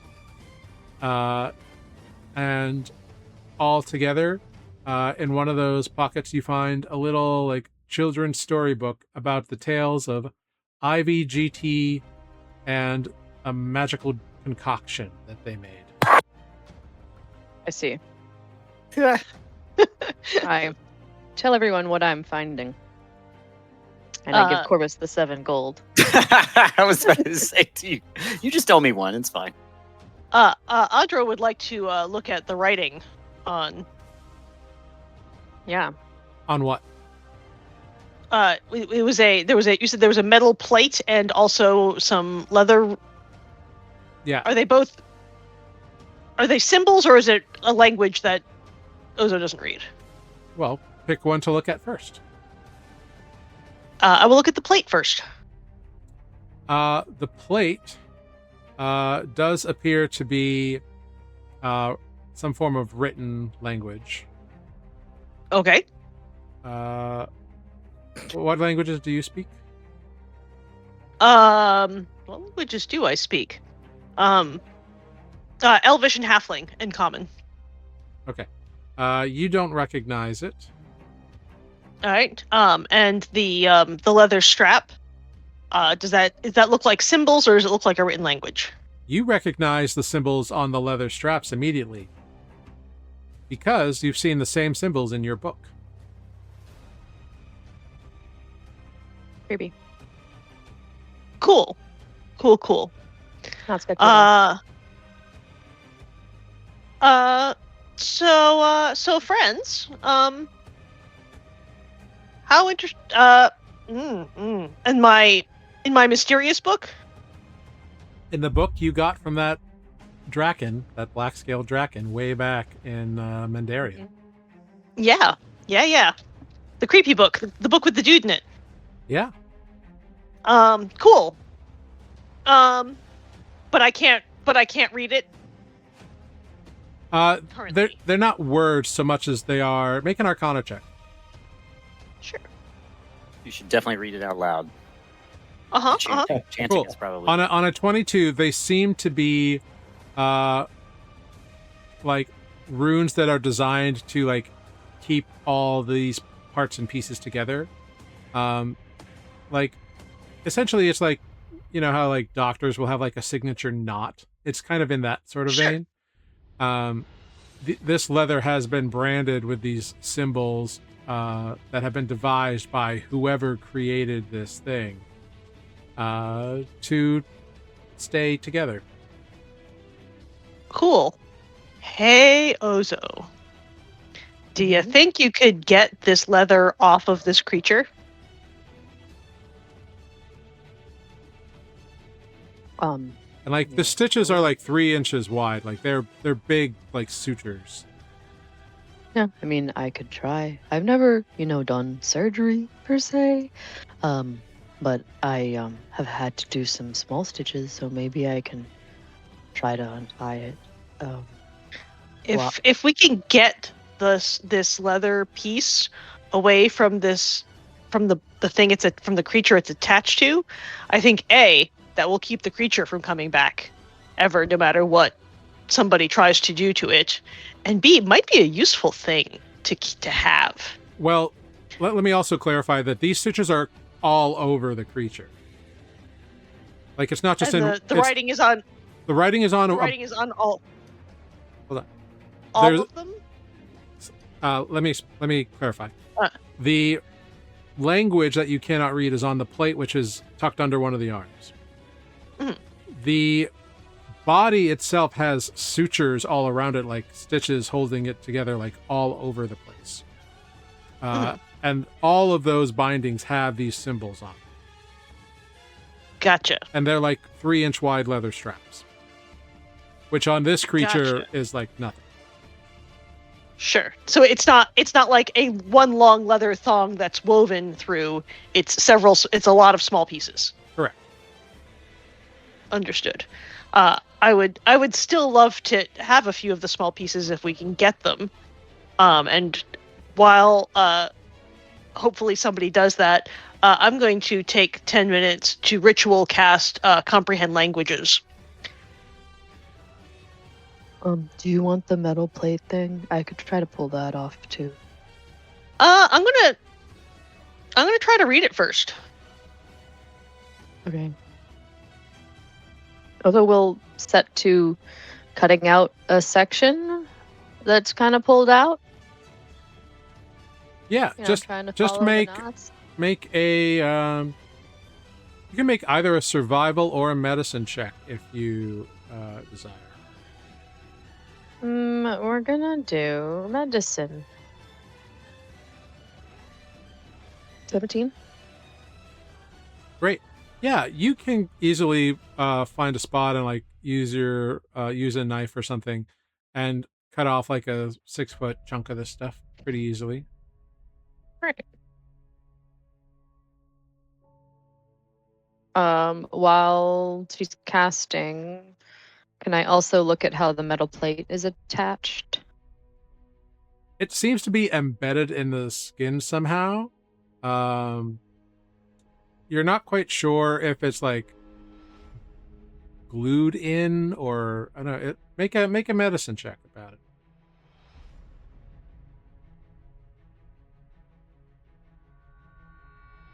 On an 8, yeah, it's a little hard to tell exactly how it's kind of in there. It looks like it's kind of like the skin is like either grafted to it or grown around it. You know how like when wounds can like if you leave a staple in, like wounds can heal over the staple. It looks kind of like that. Mm-hmm.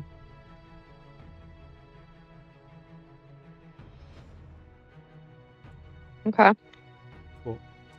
So you cast comprehend languages, Andra, and you can. Which can be ritual cast. Do you spend 10 minutes doing it? I do. Okay, great. This is why So I we'll asked Ozo to do the surgery part so that I could pay attention to ritual casting a spell. Great. So Ozo's working on that. You're doing that. What's everybody else doing around here? Not waiting 10 minutes. Maybe we should make sure that the Raja is safe and see what the damages are to the palace. And if we can save any of these poor chaps that are littering the battlefield. Which I know the answer is no, but I don't know if Corvus knows the answer is no. Oh, he knows.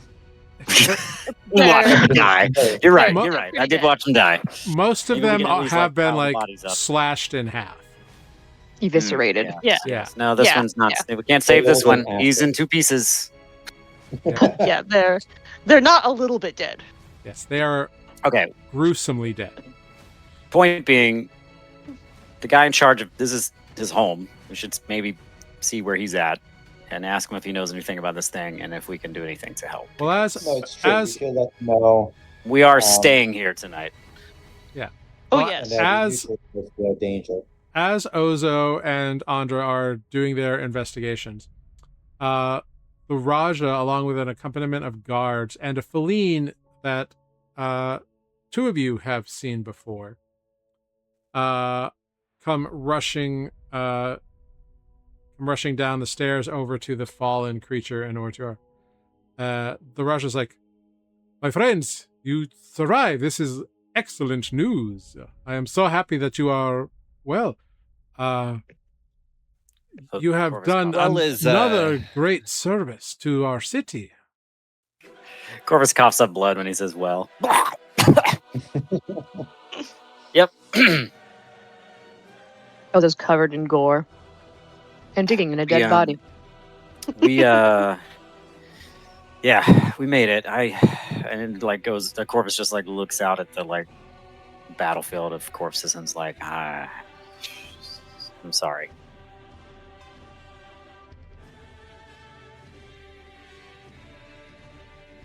Is there anything we can do to help?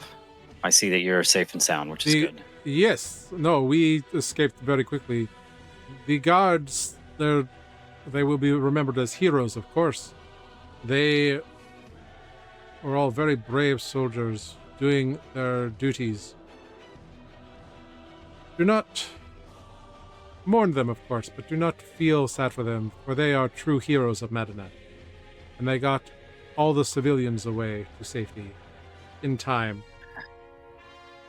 It's good. That's good. Yes. It is... It is Best not case for me scenario. to say that anything untoward has happened here, but something strange happened. I know not where that creature came from, or those scrapes across the sky and the protections, but something did. I am Something unfamiliar with such a creature. Have any of you seen anything like this monstrosity before?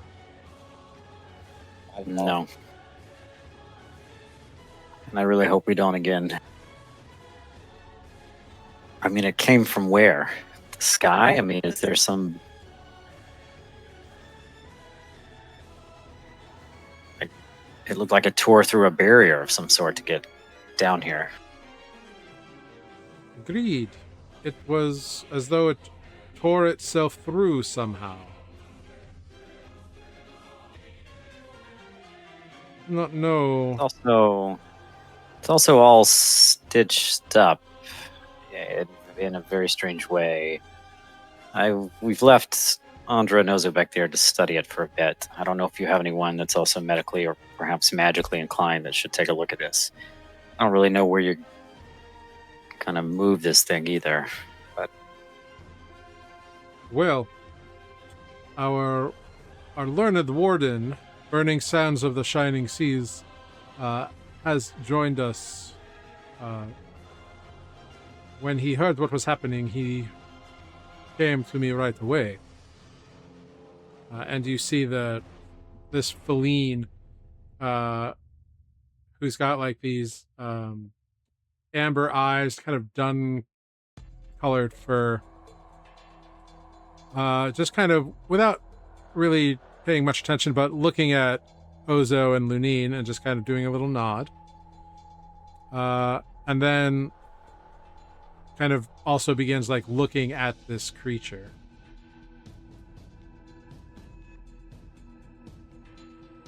Around this time, I think you finish your ritual, Andra.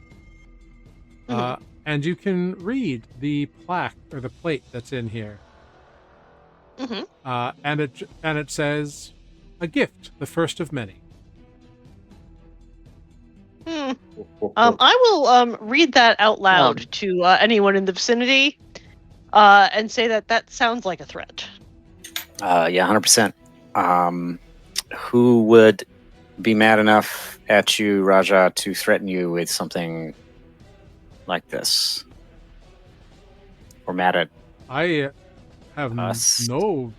no idea who would have this sort of ability, let alone someone so powerful who would also bear ill will against me. That would be good to know. Unfortunately, I do not know. He is here for us.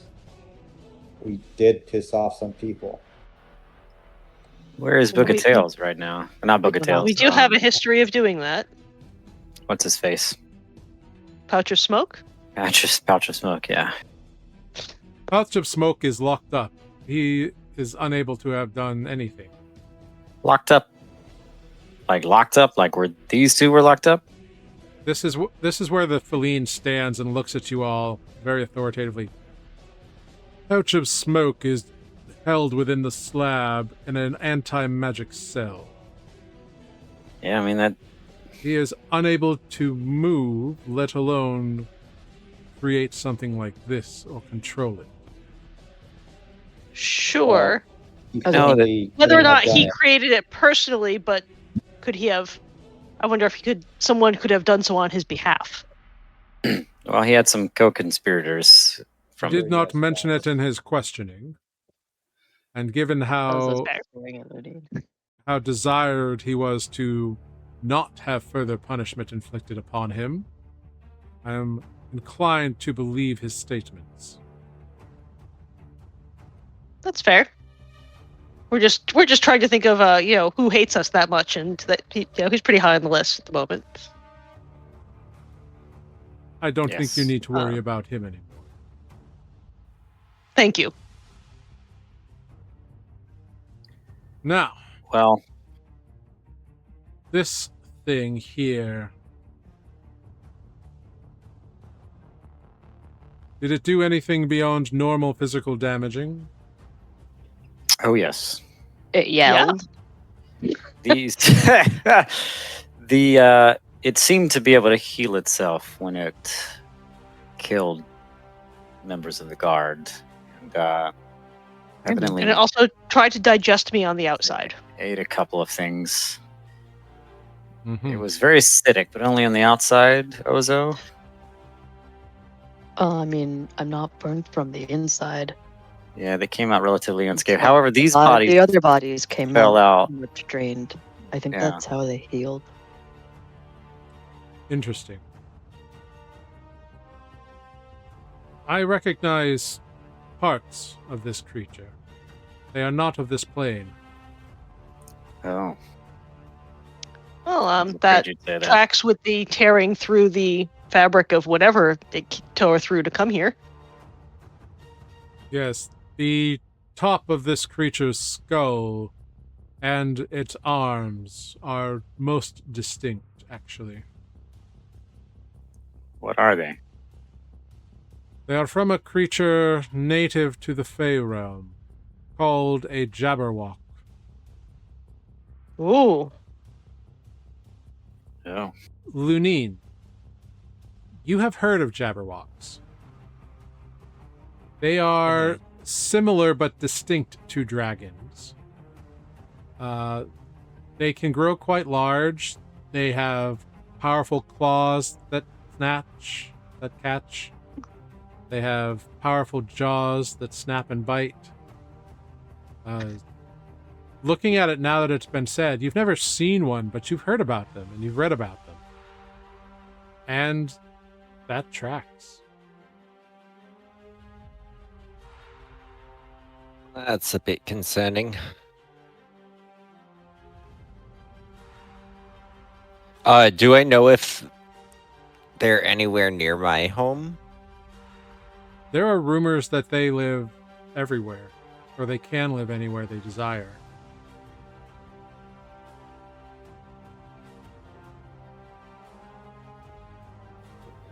in the Fey realm. Oh wait, that was not to everyone. Sorry. No. I mean, they can live anywhere they want, but I don't know what it would be doing here other than it being sent here. But he I mean, said the only plaque pretty part. much says it was sent here. Well, only parts What? of it are Jabberwock. Yeah. Do Oh, you sure. recognize any other parts? Perhaps, Do I? although they have been stitched together. Make a nature check for me. Who? Selenar? Lunine. Oh. Oh. Should have been Selenar. I'm just kidding. Yeah, yeah. No, it's Selenar's not from the Fey realm. it's specific to I know, I'm Fey realm just creatures. teasing. I'm teasing. But no, you can't make out any other creatures really. On a 5, there is definitely some. Oh yeah, that doesn't help at all. Lunine is very vaguely aware that there's some trees. in Lunine goes nature. up. Oh. On a 6, like you can definitely see things that are like Fey-like. So you think the rest of it might also be stitched together from Fey entities, but Should we show? I don't know if like Fey husbandry or cryptology is something Lunine was a student of necessarily. Can Definitely not. Ozo borrow a dagger from Corvus and try to dig that plate out. Absolutely. Corvus gives you his second favorite dagger. Yeah, you. Andra could have lent you one as well. She's sure as heck not using it. Yeah, you carve it Corvus has out. like 3. It is a steel plate. It's got a couple hooks in it that, as you cut out, are like embedded in like a subcutaneous layer of flesh. So it's easy enough to remove once you cut away the stitched skin. Cool. Andra. Yeah. Do you want to hang on to this? Someone should. I mean, Do you it's see any basically a more gift words tag. on it? I'll look at the back of it, but I'm Do we going to think we assume could that see there's who probably made nothing it? else sitting out. Is there anything else Somehow. written on it? Nope. Yeah, I mean, it's basically just a gift tag, Is there anyone else? a Still really gonna- gross gift tag. But Well, but that's here's the essentially what thing. it is. Do we know Is the... Go ahead. Is there a way to find out who made it? Yeah. Like, or the straps are this? Because the straps have, you said these are runes that are like markers. But like, sometimes you can tell what something is from a magic spell. Can you tell who made something from a magic spell? I can't tell who made it. I can. It will take more time, but hey, now this is portable. We could take it with us.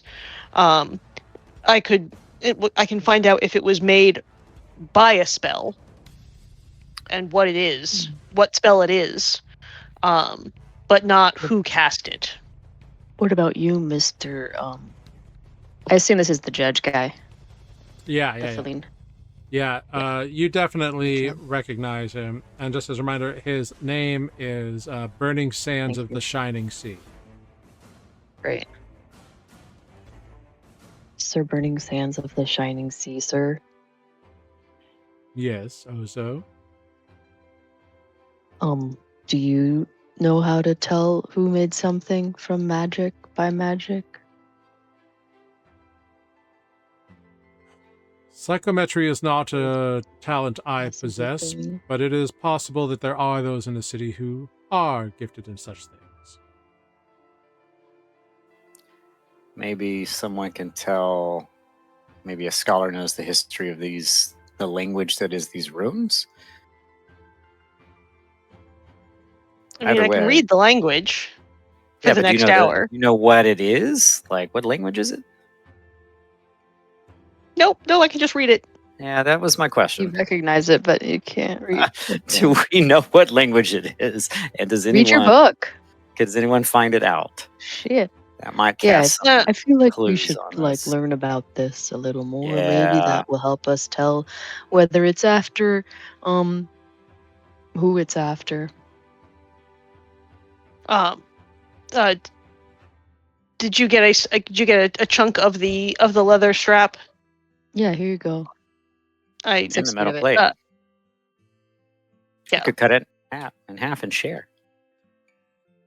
I could. There's plenty more here. Anyone who wants to study this, Just come, take a piece, take it, bring it home. Take some more There's- leather out. there's lots and lots of it.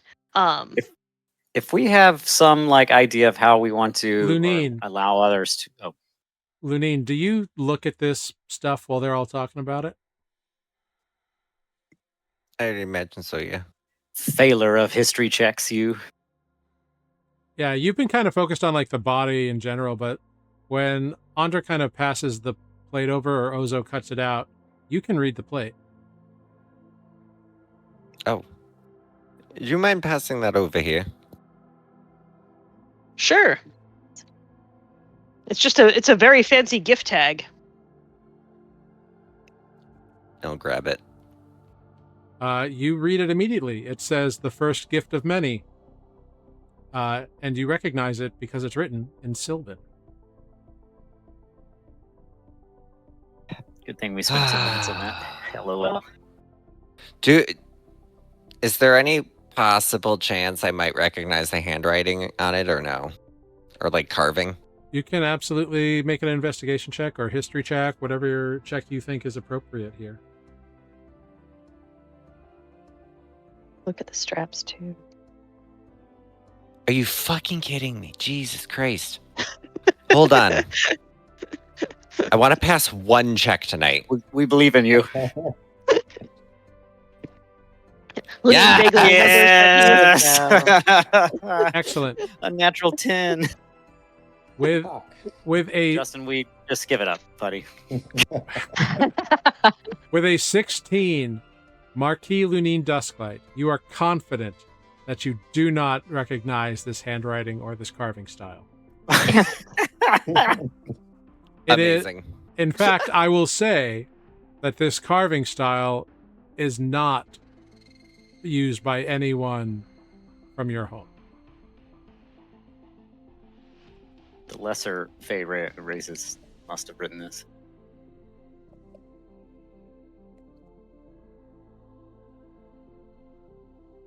Well, I can't tell you who it's from. It's written in Sylvan, but I mean, that doesn't really say much either, aside from it's from the Fey realm. Random cute. Does Selenar? Does someone else speak Sylvan? Is it Selenar, or am I making this up? I think so. He does not. I think so. Oh. Ah, okay, never mind. Just the I'm the Elvish only one. copy. Oh, he speaks like primordial or something else, right? Correct. Doesn't matter. He speaks Common, Sign Language, Druidic, Elvish, and Primordial. Cool.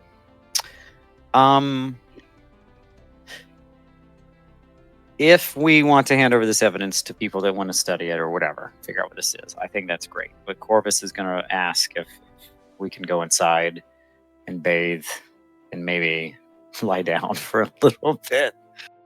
I am in favor of lying down. Of course, my friends. Yes, of course. We will see you fed and bathed and arranged in clean garments. Oh, you are heroes to madden that once again. Corvus looks down at this really tired elaborate costume that was made for the hoop and ball. This the most exquisite thing he's ever worn, and it is just ripped to shreds. Oh yeah, it is toast. Yeah.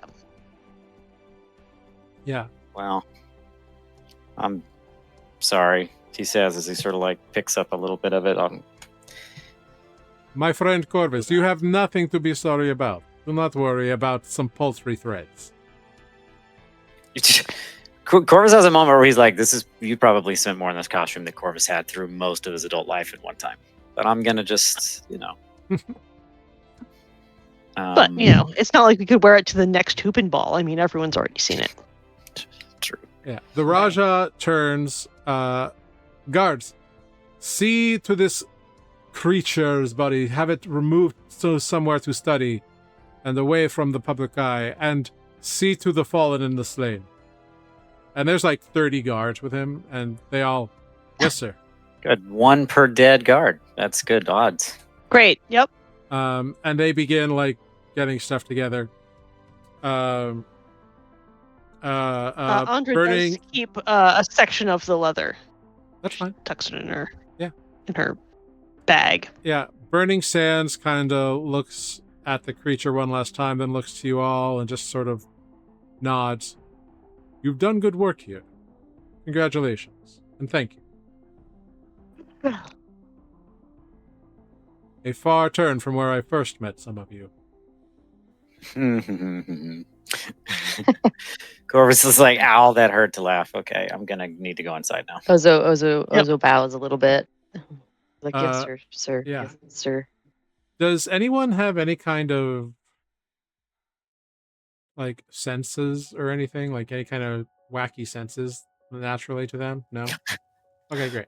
But besides the ghost telepathy, thing, which if we hang around long enough, we might be sensing a few. Only I'm connected to the forest. Okay. Yeah. Great. He just kind of nods and then walks away. The Raja, meanwhile, is like, come, my friends, come. And begins ushering you all with Drayden in tow back to your rooms. As soon as he approaches with all of you, there are aides and servants who come out and begin fretting over you. He begins shouting orders for baths to be drawn and etc. Fresh clothing and all these things.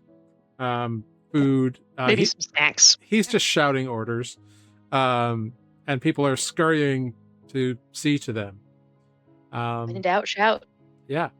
And he's the Raja. People do what he says. He's a good person to have as a friend right now. You are fed, bathed, and refreshed.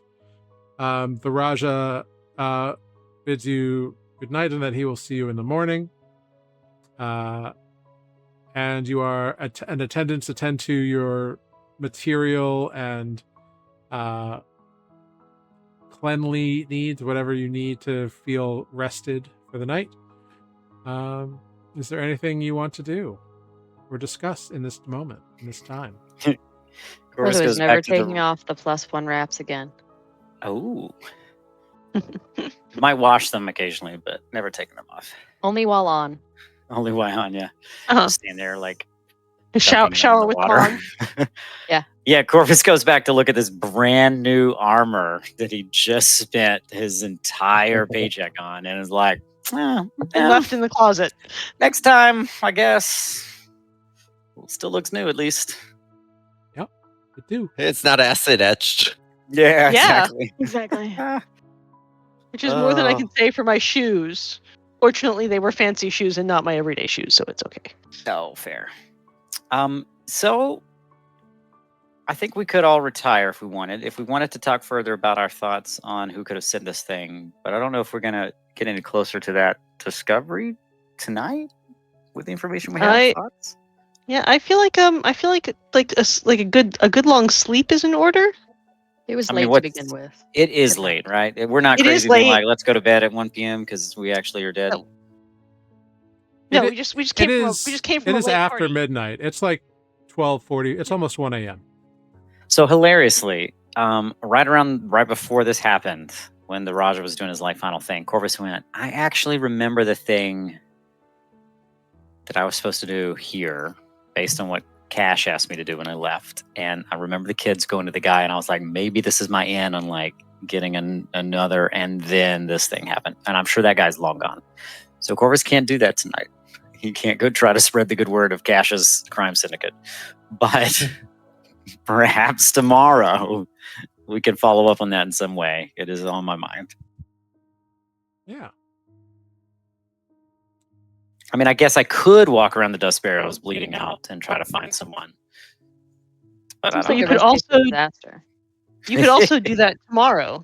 Yeah, I'm going to do it tomorrow. I'm just saying it out loud in case I forget again.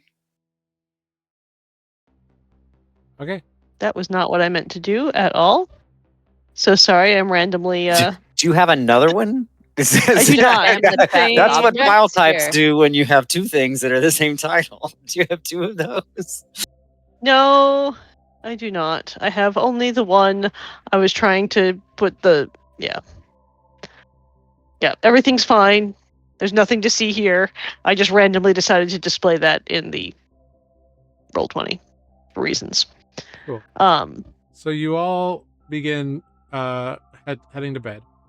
Andra, as you kind of like wind down for the evening, you keep going back to thinking about those symbols etched onto this these leather straps, these like big old sutures.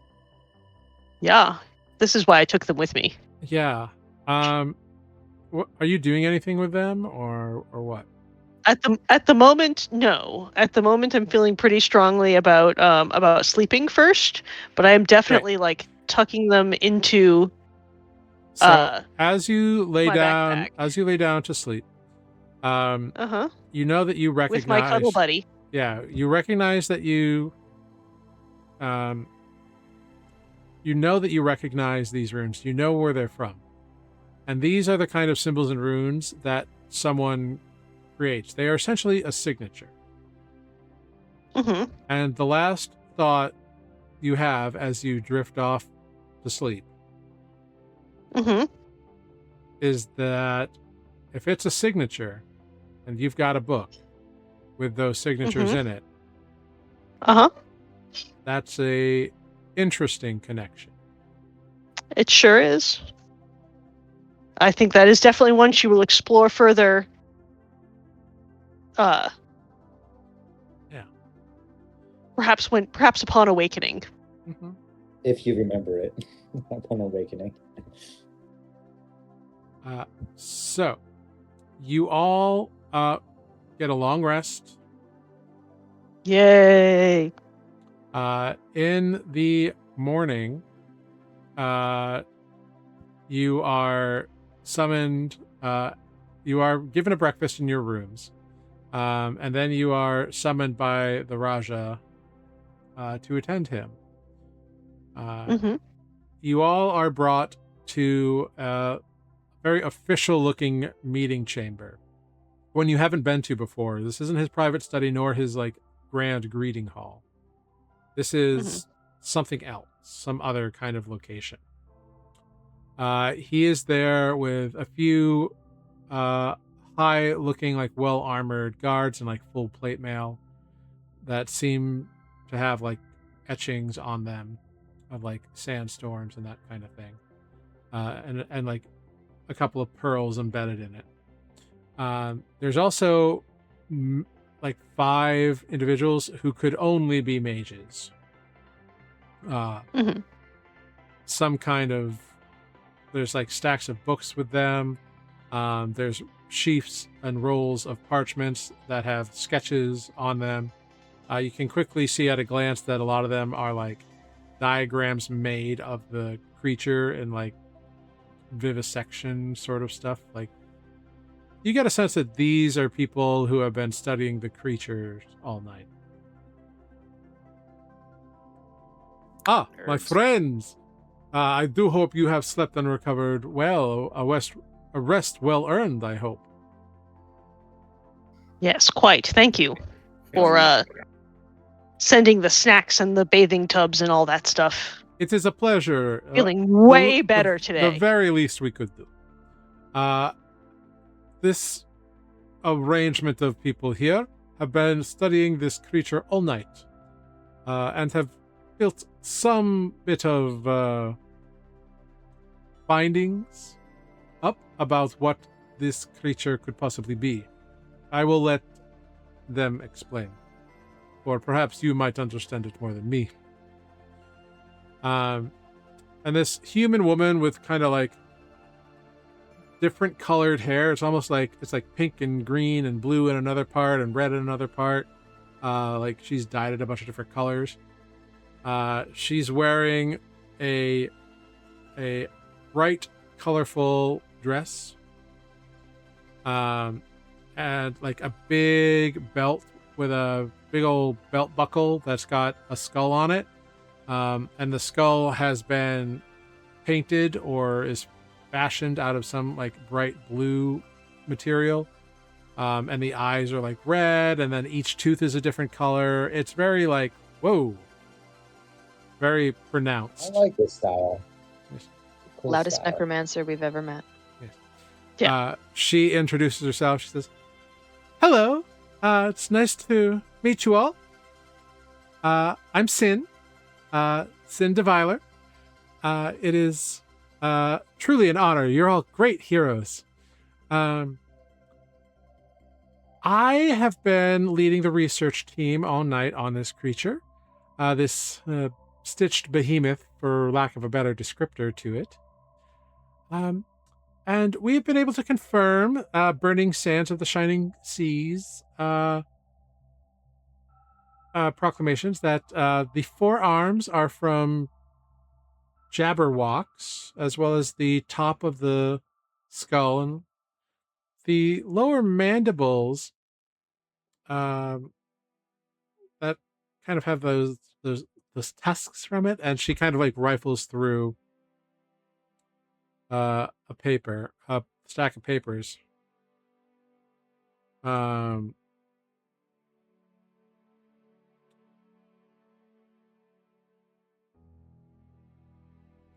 Are from what we call, or what is known as a hodag.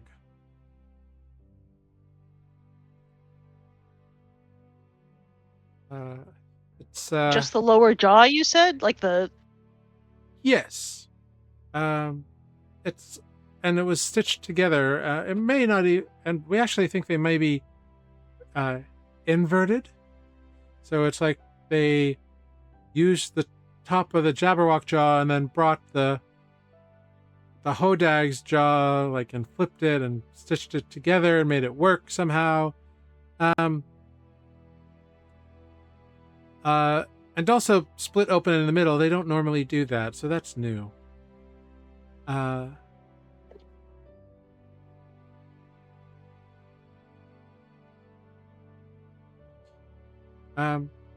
I mean, do you see a lot of these? Oh no, these creatures don't exist here. Okay. They are extraplanar to the Fey realm. Okay. You just the way you said, this is new to us, made it sound like you were familiar with the creature in general. Only through research. Never Understood. seen I understand. It's quite fascinating. Yes. The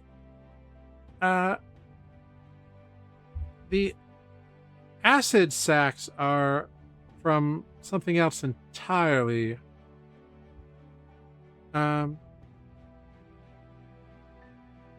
They're from very large insectoid creatures called ankegs, which do exist on our realm, on the planet of Nuuli, but much more virulent and much more the size of an ankeg. This big. We have them in the desert, but they are never this large. It's as though they were enhanced somehow, perhaps.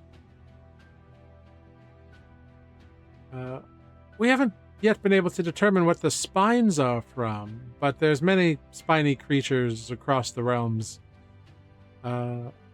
So that's all possible.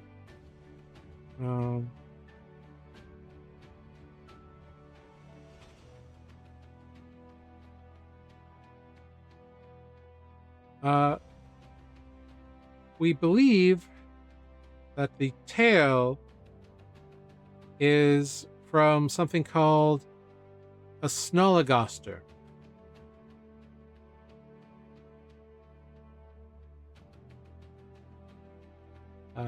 They don't really have legs. They're just kind of like a long snake-like body, but very vicious and have a spiked tail. Are those also Fey, or do you get those Yes. around here? No. Those are Fey. The only terrestrial thing that we've been able to figure out so far is the ankeg acid glands. I see.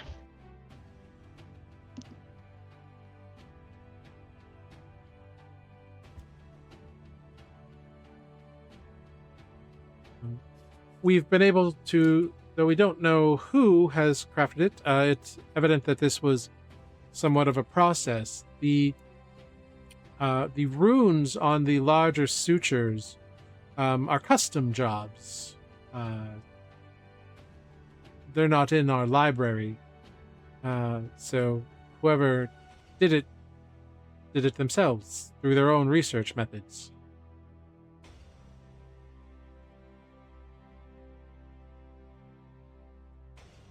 And that's pretty much where we are at the moment. Interesting. I wonder why the Fascinating. Ankeg is included when the rest of it is all Fey creatures. Well, I don't know. Maybe it's just whatever they had available. The interesting thing about these runes that we have been able to figure out is that, unlike a lot of creatures that are kind of made up of other creatures, like a chimera or a manticore, this creature was not alive. It was undead. So it had no That's functioning organs within it, really, beyond the acid sacs.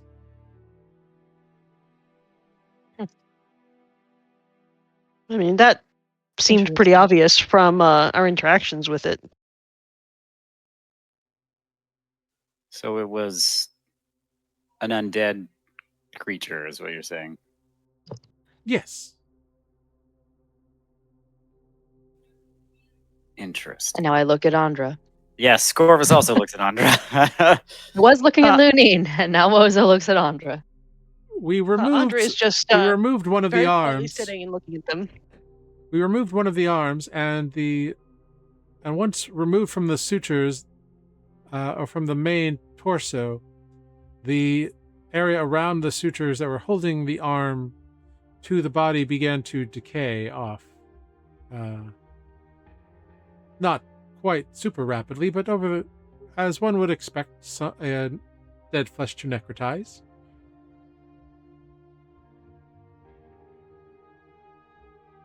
Interesting. Have we gotten any closer on who might have sent this threat?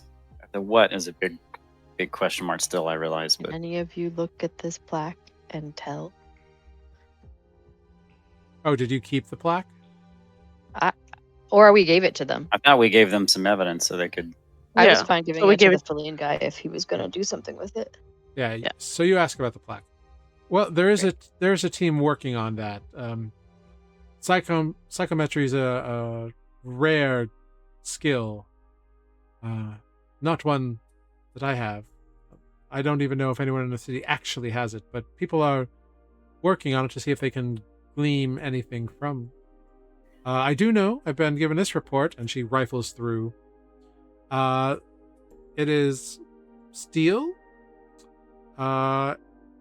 It is, the message itself was carved as opposed to etched, in a language known as Sylvan, which is weird. It's not normally a super written language, as it's normally a plant language.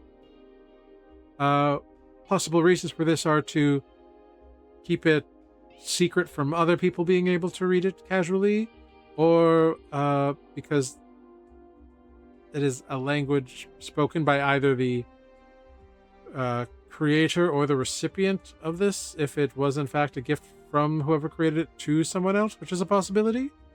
Now we're looking at Lunine again. It is also a possibility that this creature was crafted based on the translation with the sole purpose of attacking Madanat, attacking the Raja specifically, attacking you, or otherwise just causing chaos in our city. You gotta admit, their timing was impeccable. This is the first Hoop and Ball in a while. Everyone's gathered in one place, including us, and it was at the drop of midnight? Yes, that is also under investigation. The Outer Wards held off attacks by other creatures. Oh. There were attacks throughout the city?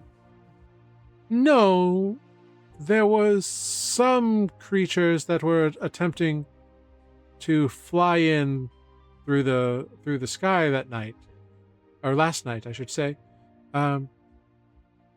Creatures with multiple wings, but they appeared to be alive and not undead. The creatures that you normally see? No. We didn't get a good look at them. We just have a few scattered reports. Sure. But it's not like, this thing that we normally see in the desert just kind of flew in for the day. Was something unusual. Again, yes. Andra is like the picture of the perfect student sitting and, studiously taking notes and like hanging on this woman's every word. Yeah.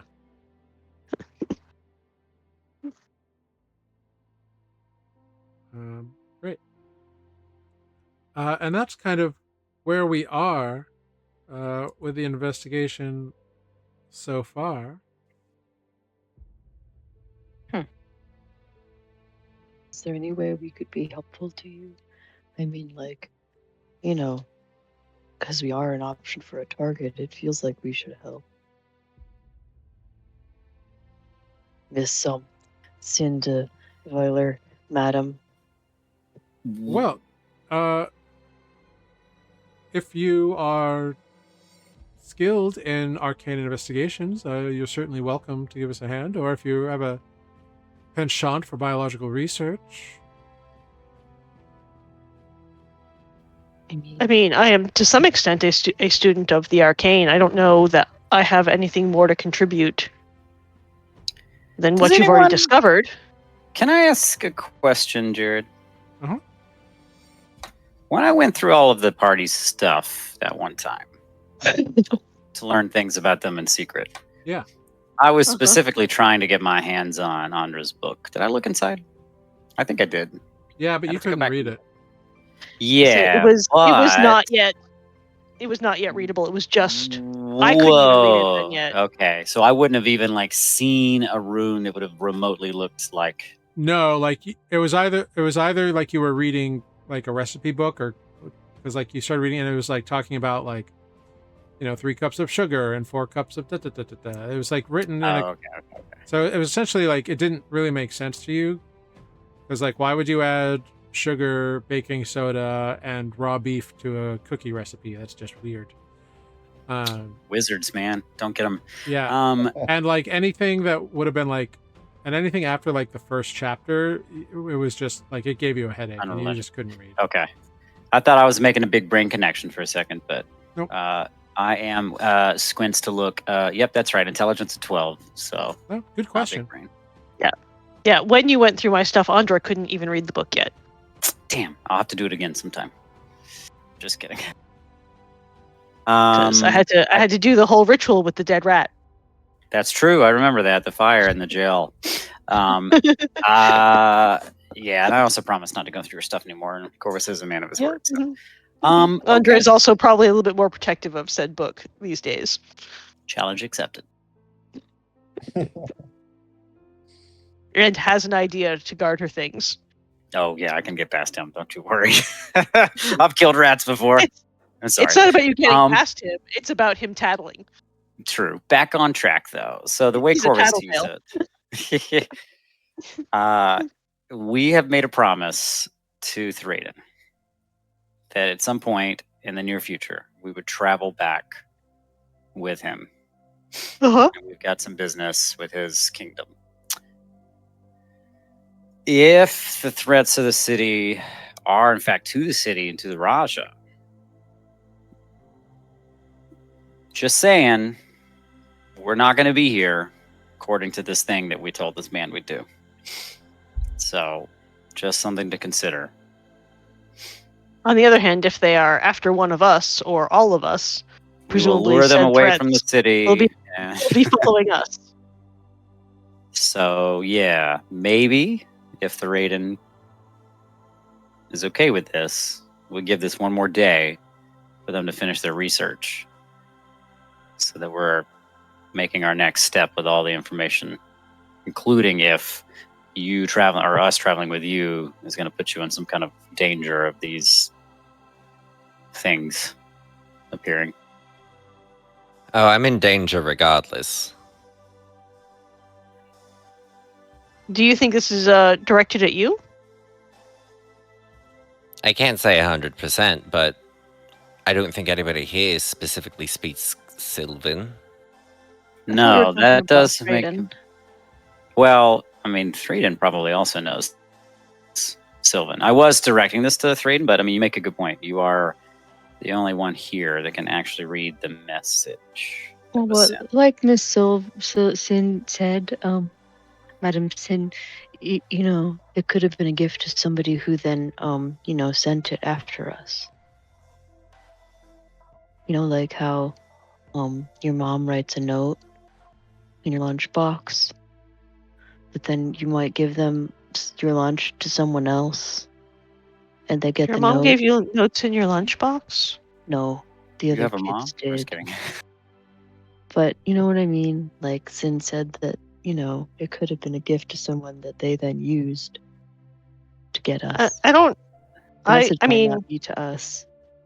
I mean, I could read it last night, and it's mostly like gift sounded like a not at all thinly veiled threat. a very obvious threat as opposed to a, oh hey, I got this for your birthday. I mean, you're kind of creepy. Who knows what creepy people do? You do weird stuff. Maybe they did a weird thing. I do weird stuff. I didn't Andra's create eyes. this monster. Okay.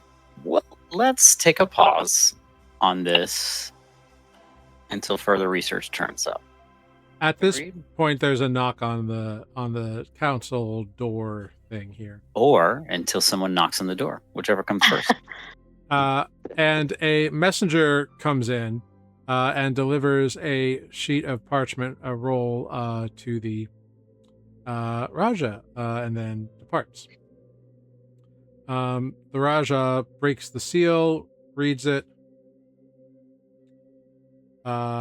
His eyes go wide for a moment, and then he finishes up, re-rolls the scroll, and kind of holds it in his hand and thinks for a moment, and then passes it to one of the guards next to him, who seems to be high up, and then leans on the table and shakes his head. It seems that Madanath was not the only place where things happened last night. I've just received this report from the Rosario of Port Dwali that a group of creatures, strange and stitched together, attacked the city. About 4 of them, not nearly as large as this one, more man-sized, human-sized, but it took some doing to subdue them.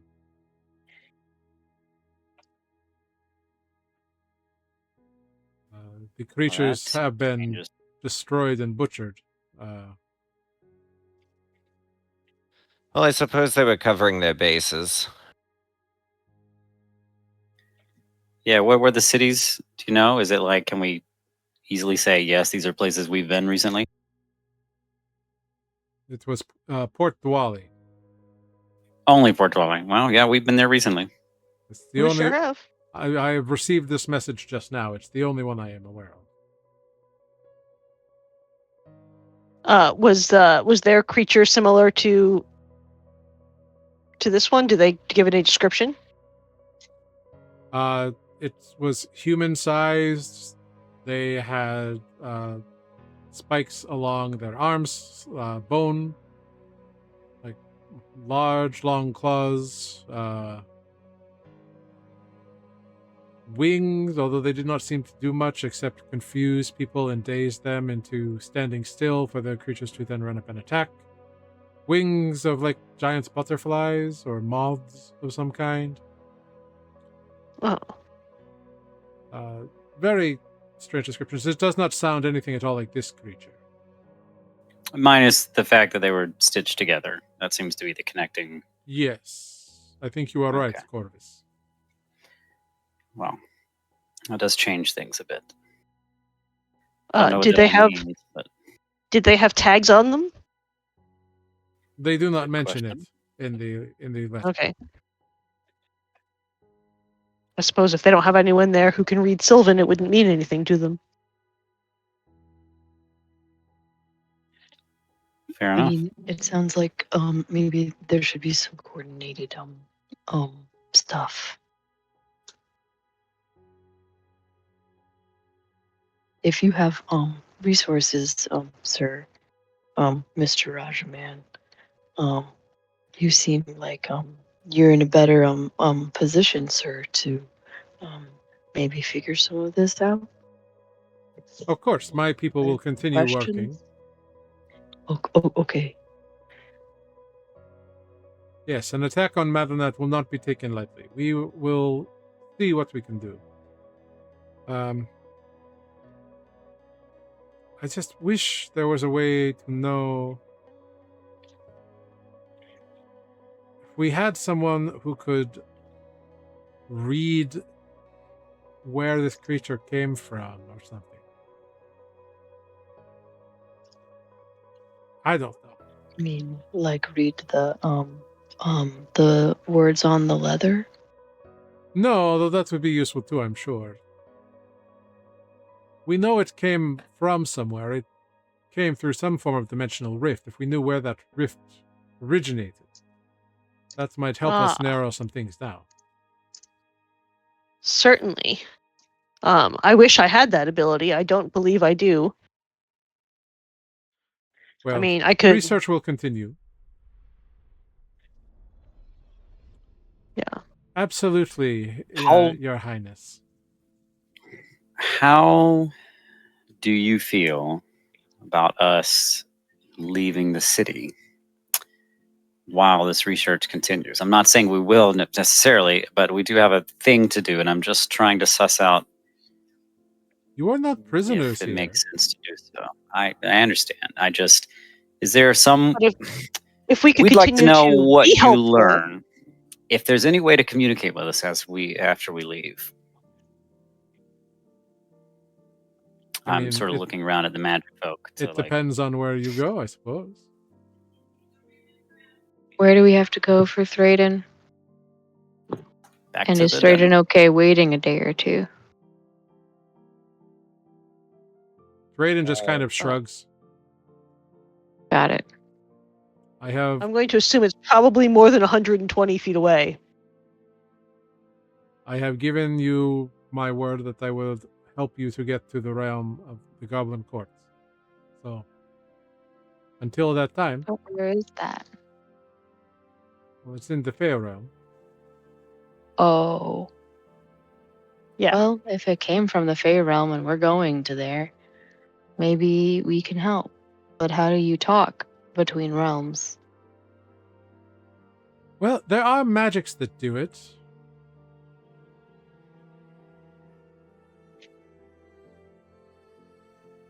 But they are quite quite high. Quite difficult. Yeah, I can talk to someone across the room, but not in another realm. Well, maybe we should give this a couple days. Because also, don't we have to figure out how to get to the Fey realm anyway? I thought we were just following this guy. I think you're muted, Matt. Okay, testing. Yeah, so as I understand it, there's that passage to the Fey realm in the dungeon, and that is where Thrayden is taking us to go through. And I think because they know how to navigate it into their realm, that is our ticket into the. Oh, so we're going back there. I am very sure that we are, but it seems like no one else is, so maybe I'm wrong. Amber wasn't here for all of this, so Amber has. I know. I think I just watched a couple of episodes to catch up, but I could be wrong too. Maybe I misread. Andra officially has no memories of the dungeon. Yeah. We know. We're skipping you. Is anyone else that wants to? We're asking Sarah. Did you write anything down? Yeah. Okay. Well, we're gonna have to believe me, I guess. Who was also not here for part of it. Would Thrayden like to confirm or deny? Of course, this. Thrayden, yeah, you guys asked Thrayden to bring you there, and the only way he knows is to chance the passage in the bottom of the dungeon. Because it's not a guarantee. He just knows that that's how he got to the dungeon, with his group of hobgoblin soldiers. Gotcha. Right. And now I look back at the deal that Lunine made with him. So if I'm misquoting anything, it's up to Tanner to tell me. But that was my understanding. No, or go back to the Goblin Court, because I feel like I thought it would be easier to get back to where I am from there. Got it. Unless they have an easier way to get us there. Yeah, I guess it's ask the magic users. Is there an easier way than going through this portal in the bottom of this dungeon that we were just in? Or at least, is there an easier way for us to get back to said dungeon since we got here awfully quickly? Well, we were practically almost all the way here and then just went from one city to here. Right. I mean, I picked up a bunch of the mirror shards. I can give them one of them. Maybe it has a link. Are you having this discussion like with Sin? Yeah, absolutely. Yeah. Okay. Yeah. Ozo was politely involving Madame Sin. Well, there are, of course, interplanar teleportation spells. The Fey realm can be a little tricky, just due to its whimsical nature. But it is one of the closest planes to get to. It overlaps this one, so it's not untenable. Usually you need a specialized rod or artifact to sort of use as a focus for those kinds of spells.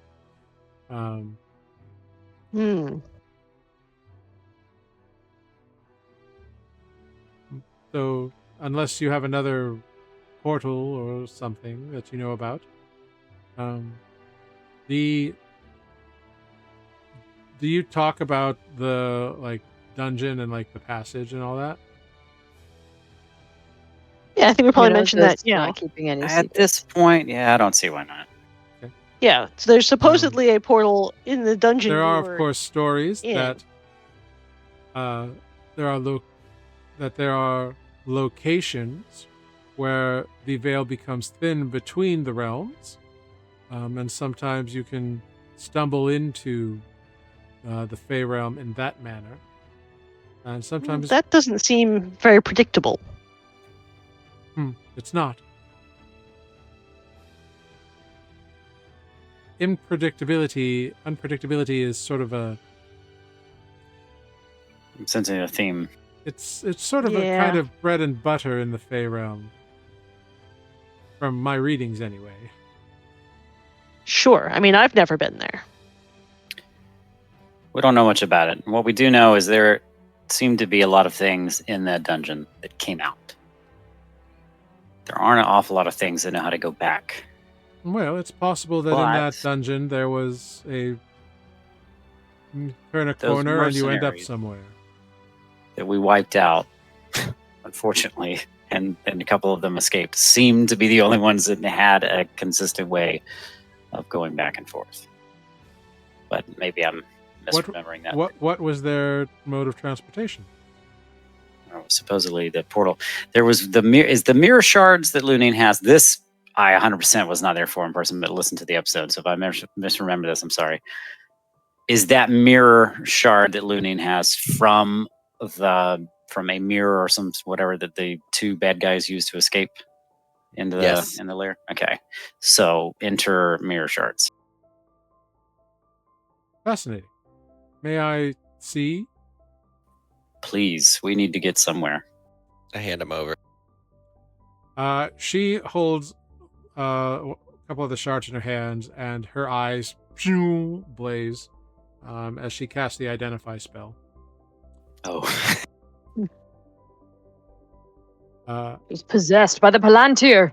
I was like, oh no. Yes. This was a gateway mirror that was attuned to a partner mirror on the Fey realm. Can you use that to possibly like narrow down a portal? Well, I can't use them to make a new portal if that's what you're asking.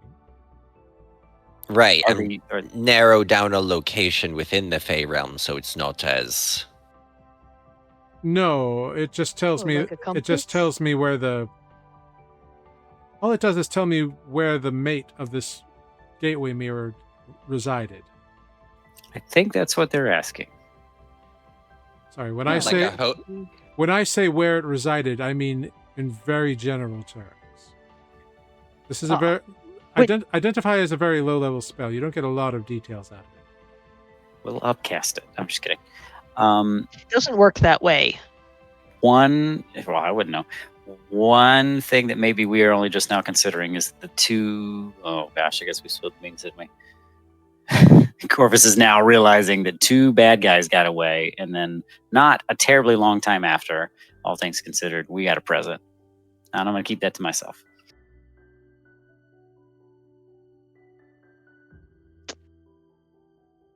Okay.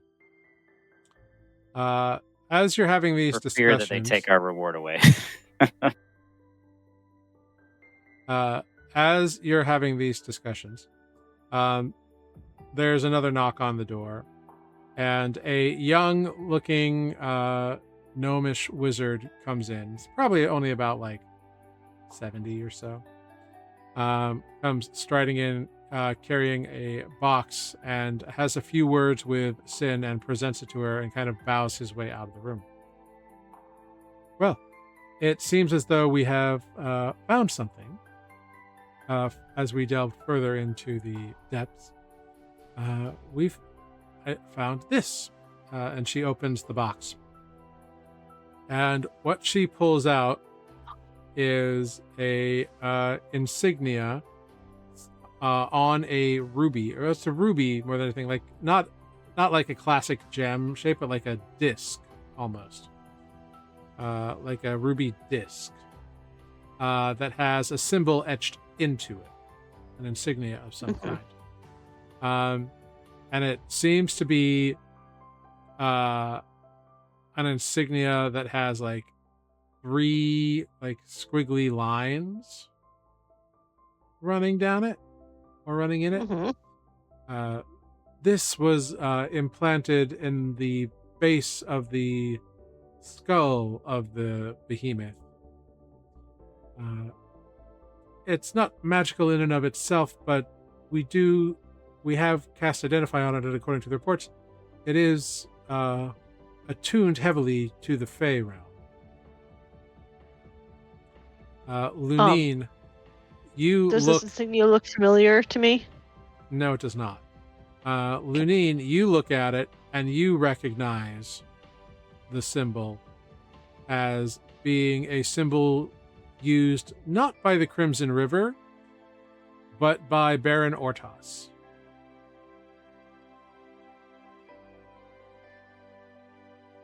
Awesome. That's staying to myself. Great. Yes, we do not know what it... To the room at large. Does anyone know what this insignia means? No, we've never seen it before. It is, like I said, it has Fey energies intrinsic to it, but it has no actual magical abilities. It may have been some form of either control device or obedience collar. It could also have been a linkage to allow it to travel via transplanar teleportations. It may have been like a key almost, or a permission slip. We just don't know. We've only just discovered it, and we'll be doing further research, of course. Sure. You mentioned something about interplanar teleportation requiring an object. Is this potentially a suitable object? I mean, I suppose it is possible. We'd have to do some research into it. But normally you need a... Conventionally, it is a rod of some material that is carved with runes, that is attuned to that particular plane of existence. This is not quite that. Okay. I mean, but you're also dealing with the unconventional, so yes, maybe that in itself can make it work. It's possible, but I do not know a conjurer able to cast such a high-level spell at the moment. Anyway. Fair. But we will definitely keep searching, and we will learn more as time goes on, I'm sure. The Raja kind of nods and says, "Well then, thank you, Sin. You may take your team and go. I will look forward to continued reports." "Of course, Your Grace. Wonderful to meet you all." And she and her cadre of mages leave, leaving you alone with the Raja and these well-armored individuals. "Well, my friends, certainly you are welcome to rest for as long as you desire. Make any preparations before you feel the need to depart. We will continue our efforts here. And until we know more, I do not think there's anything to do but be vigilant." Agreed. Okay. We have a few items that we're waiting to come back from the shop, so to speak. And maybe in that time we'll have learned something more. And certainly let you know when we depart. I'm not sure when we're going to overstay our welcome in your palace. You are welcome here indefinitely, so by all means. It's very kind. You have proven your value, your worth, your bravery, time over time. Well, I suppose twice, but it's more than enough for me. And I get to make the rules. That's like 150% improvement on our part, so doing pretty good. Okay. With that said, if we are going about daily business, if this meeting is concluded, Yeah, the Raja is pretty much unless you have anything else to discuss, you are free to go. Great. Okay. Got some activities I can do with Corvus, but I can hold that for next week. Yeah. Cool. So you all return to your rooms and get ready for whatever you're going to do with the rest of your time. It's a little bit later. You slept in. You were kind of rough shape and went to bed pretty late. So you get yourselves ready for the day. And as you all sort of finish up your ablutions and whatnot, welcome to level 9, everybody. And that's where we're going to end today's session of Nuuli Forged. Wow, that was fast. Whoa. I think you deserve that for what you just did. Oh. I'm not questioning it. You're too kind. I'm really not. If I showed you the stat block of what this thing could do, oh, we got a little taste, that's for sure. I did think I will say it is a good thing you all split up when you did, because it had an ability that it never used. Oh God. Oh no. Will you tell us now, or do we have to ask you at the end of this campaign? Yeah. That is an end of the campaign question. Oh, damn. I mean, that was my first thought when we all came up the stairs and you're like, there's this big thing. I'm like, scatter! Get away! But yeah. I finally get a really important subclass feature. Oh my God. Woohoo! Yes, you are all level 9. Subclass defining feature. So we will. God damn it. I can do so many things now. We will resume here next week. You have saved a city, and who knows what else might lie in store. We'll find out next week, right here on the same Twitch time, same Forge channel. So thank you all very much for playing. I hope you had fun. And thank you, I've got it, for being an excellent moderator. So you banning spam bots. So thank you for that. Yay! Yeah, let's go around, say our goodbyes, and I will figure out who we're going to go raid. We'll start the goodbyes with Justin. Hello and goodbye. I've been Justin. I'm Mike. Catch us next week. Thank you. Thank you so much. And next we got Ozo. Hello, still Ozo. And yeah, I guess this is our life now. And yeah, I'm excited to level up. I don't know what I get on 8, but that was fast. Maybe I'll remember to do it before next time. Well, you're up to level 9 now. Oh God, level 9. You're like, Even I still weirder. haven't done level Yes. 8. I don't know. No, I did it. Okay. Anyway, more excitement to come, it sounds like. Yeah, wonderful. Thank you so much. Next up, we've got Lunine. I've been playing Lunine. I have a bunch of weapon skills. I now have all of the weapon skills. Yay. So this You is want going to some be more weapons? Yes. Just give you more weapons. Sure. I'll be like Gilgamesh and just carry everything on my back. We need a Mhm. fight scene in an armory, and it's just Lunine picking up like weapon and then putting it down. Yeah. One after the other. Right? That'd be cool.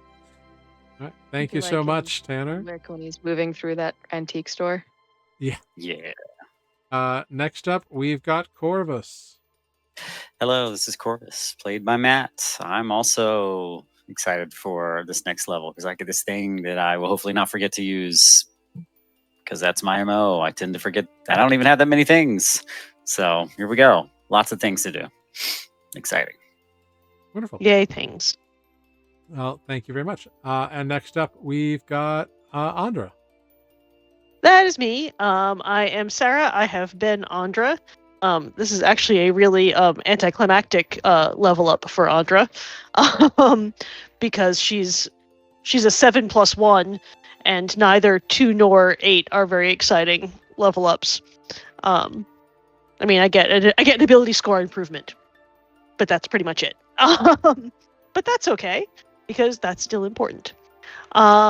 We are Nuuli Forged, and we have a YouTube channel where you can watch all of our past shenanigans, and even our first campaign, which was completed some time ago, but is complete if you were interested in a extremely long movie. Cool. I think that's it. Thanks for watching. Wonderful. Thank you so much. Thank you all for joining us. I have been Jared, your humble dungeon master here on Nuuli Forged. We'll see you next week, the 21st, at 7 p.m., whatever next Tuesday is. We're gonna raid Tails Guild. They're playing some D&D over there, so let them know that they've been newly raided. Say hi, drop in. Thank you for being here. They've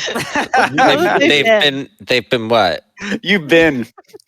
I know it. Y'all been great. All right. I hate my friends. Anyway. Oh, no, you don't. But we love you. As you should. Well, thank you all for being here. Be safe, be kind, make the world better in small ways if you can, and fuck fascism, and lying about a dead body is a crime. Just remember that. Okay. That's all. Take it easy, everyone, and we'll see you next time. Goodbye. Goodbye, everybody. Bye.